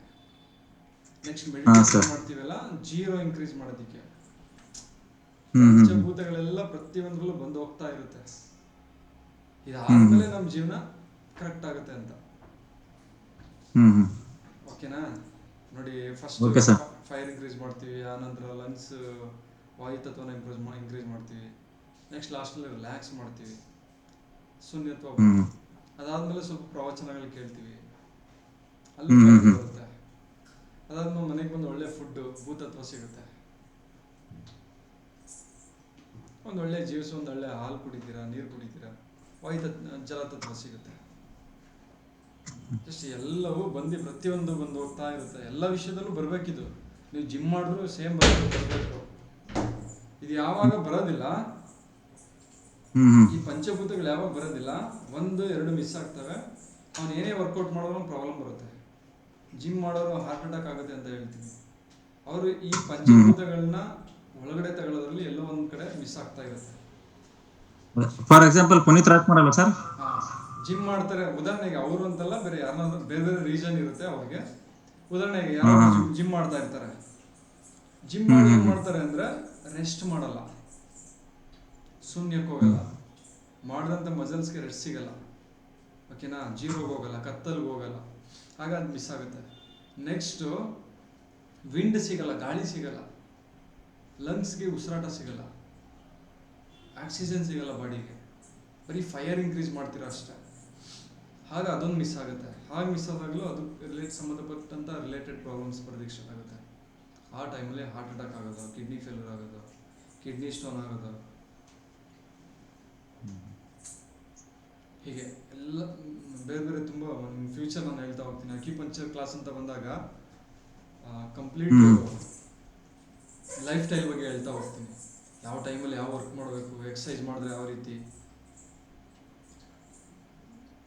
ಈ ಜಸ್ಟ್ ಇದು ಕಲರ್ ಅಲ್ಲ, ಅದಕ್ಕೆ ಅದನ್ನು ಟಚ್ ಮಾಡ್ತಾ ಇಲ್ಲ ನಾನು. ನೀವು ಬೆಳಿಗ್ಗೆ ಏಳೋದ್ರಿಂದ ಸಾಯಂಕಾಲ ಮಲಗೋದ್ರೊಳಗೆ ಕಲ್ತ್ಕೊಂಡ್ಬಿಟ್ರೆ ಸಾಕು ನೀವು ಲೈಫ್ ಸ್ಟೈಲ್ನ. ನೀವು ಕಲರ್ನೂ ಹಚ್ಚೋದು ಬಿಡ, ನೀವು ಎಲ್ಲ ಎನರ್ಜಿ ಅಲ್ಲೇ ಬಂದ್ಬಿಡುತ್ತೆ. ಬೆಳಿಗ್ಗೆ ಹೇಳ್ತಿದ್ದಂಗೆ ಏನು ಎನರ್ಜಿ ಸಿಗುತ್ತೆ ನಮಗೆ. ಸರ್ ಇದನ್ನ ಬೇರೆ ಹಾಕಿದೆ ನೋಡಿ, ಸೂಪರ್. ಮಾಡ್ತಾ ಹೋಗಿ ಎನರ್ಜಿ ಆಗ್ತಾ ಹೋಗುತ್ತೆ. ತಾಳ್ಮೆಯಿಂದ ಸ್ವಲ್ಪ ಬ್ಯಾಕ್ ಅದೇ ಸ್ವಲ್ಪ ಹಳೇದು ಇರೋದ್ರಿಂದ ಸ್ವಲ್ಪ ನಿಧಾನ ಇದಾಗ್ತಿದೆ. ಮತ್ತೆ ಎದೆ ನೋವು ಹೊಟ್ಟೆ ನೋವು ಮಾತ್ರ ಬೇಗ ರಿಸಲ್ಟ್ ಬಂತು ಸರ್ ನನಗೆ. ಅಷ್ಟೇ. ಓಕೆ ಸರ್, ಒಳ್ಳೇದಾಗ್ಲಿ, ಮಾಡಿ. Devika ma'am. Okay sir. Sir ನಿಮ್ಮ ಕ್ಲಾಸ್ ತುಂಬಾ ಅರ್ಥಪೂರ್ಣವಾಗಿ ಚೆನ್ನಾಗಿ ಹೇಳ್ಕೊಡ್ತಾ ಇದ್ದೀರಾ. ಅದು ಏನೋ ಸರ್ ನಿಮ್ ಜೊತೆ ಮಾತಾಡ್ರಿ ಏನೋ ಒಂಥರ ಮನಸ್ಸಿಗೆ ನೆಮ್ಮದಿ, ಸಮಾಧಾನ, ಏನೋ ಒಂಥರ ಫೀಲ್ ಬೇರೆ ತರನು ಕೊಡುತ್ತೆ ಸರ್ ನಮ್ಗೆ. ಒಳ್ಳೇದಾಗ್ಲಿ ಸರ್, ಹಾಗಾದ್ರೆ ಮಾತಾಡ್ತಾ ಇರೋಣ, ಖಂಡಿತ ಸಿಗ್ತೀನಿ ನಾನು. ಆಯ್ತು ಸರ್. ಇದು ವರ್ಕ್ನ ಕೆಲವೊಂದು ಜನ ಇದಾರೆ ಸರ್, ಎಡಪ್ ನಿಂತವ್ರು, ಅವ್ರು ನೋಡಿದ್ರೆ ಒಂಥರ ಕೋಪ ಬರುತ್ತೆ. ನಿಮ್ ನೋಡಿದ್ರೆ ಇನ್ನೂ ಮಾತಾಡ್ಬೇಕು, ಏನೋ ಒಂಥರ ಮನಸ್ಸಿಗೆ ಸಮಾಧಾನ, ನೆಮ್ಮದಿ ಅನ್ಸುತ್ತೆ ಸರ್. ಒಳ್ಳೇದಾಗ್ಲಿ ಸರ್. ನಮಗೂ ಖುಷಿ ಆಗುತ್ತೆ ನಿಮ್ಮ ಜೊತೆ ಎಲ್ಲ ವಿಷಯಗಳನ್ನ ಹಂಚ್ಕೊಳ್ಳೋದು, ಸಾಕಷ್ಟು ಖುಷಿ ಕೊಡುತ್ತೆ. ಆ ಕಾರಣಕ್ಕಾಗಿ ಕ್ಲಾಸಸ್ಗಳು ನಿಧಾನ ಅಂದ್ರೂ ಪರವಾಗಿಲ್ಲ, ತುಂಬಾ ವಿಷಯಗಳನ್ನ ಹೇಳ್ತಾ ಹೋಗ್ತಾ ಇದ್ದೀನಿ. ಒಂದೊಂದು ಕ್ಲಾಸಸ್ ಇದನ್ನೆಲ್ಲ 3 ಕ್ಲಾಸಸ್ಗಳು ಮಾಡ್ಬೋದು ನಾನು, ಅಷ್ಟು ವಿಷಯಗಳನ್ನ ನಿಮಗೆ ಕವರ್ ಮಾಡ್ತಾ ಹೋಗ್ತಾ ಇದ್ದೀನಿ. ಸರ್ ಹೆಂಗಂದ್ರು ಈ ಏಜ್ ಅಲ್ಲಿ ಇಷ್ಟೊಂದೆಲ್ಲ ತಿಳ್ಕೊಂಡಿದಿರಲ್ಲ ಸರ್, ನಿಮ್ಮಿಂದ ನಾವು ಇನ್ನೂ ತಿಳ್ಕೋದು ತುಂಬಾ ಇದೆ ಸರ್. ಇಲ್ಲ, ನಿಮ್ಮಿಂದನೂ ನಾವು ತಿಳ್ಕೊಳ್ಳೋದಿರುತ್ತೆ ಸರ್. ಒಬ್ಬೊಬ್ರು ಒಂದೊಂದು ವಿಷಯದಲ್ಲಿ, ಈಗ ನೀವು ಯೋಗ ಎಲ್ಲ ಮಾಡ್ತಾ ಇದ್ದೀರಾ, ಸಾಕಷ್ಟು ವಿಷಯಗಳು ನೀವು ಕಲ್ತಿರ್ತೀರಾ. ನೋಡೋಣ ಮುಂದೆ ಸಾಧ್ಯ ಆದ್ರೆ ಒಟ್ಟಿಗೆ ಕ್ಲಾಸಸ್ಗಳು ಮಾಡೋಣ. ಆಯ್ತು ಸರ್. ಥ್ಯಾಂಕ್ ಯು, ಒಳ್ಳೇದಾಗಲಿ, ಧನ್ಯವಾದಗಳು. Thank you sir. ನಿಮ್ಗೂ thank you. Good night sir. ಚೆನ್ನಾಗಿತ್ತು ಸರ್ ಕ್ಲಾಸ್. ಹಾಂ ಮೇಡಮ್, ತುಂಬಾ thanks sir. Thank you madam. Good night sir. Good night, thank you. ಪಾಪು ಈ ಮಕ್ಳಿದಾರಾ? ಹಾ, ಇದಾರೆ ಸರ್. ತೋರಿಸಿ, ನಮ್ಮ ಮಗಳು ಒಂದು ಸ್ವಲ್ಪ ಮಾತಾಡ್ಸ್ಕೊಳ್ಳಿ. ಅಣ್ಣ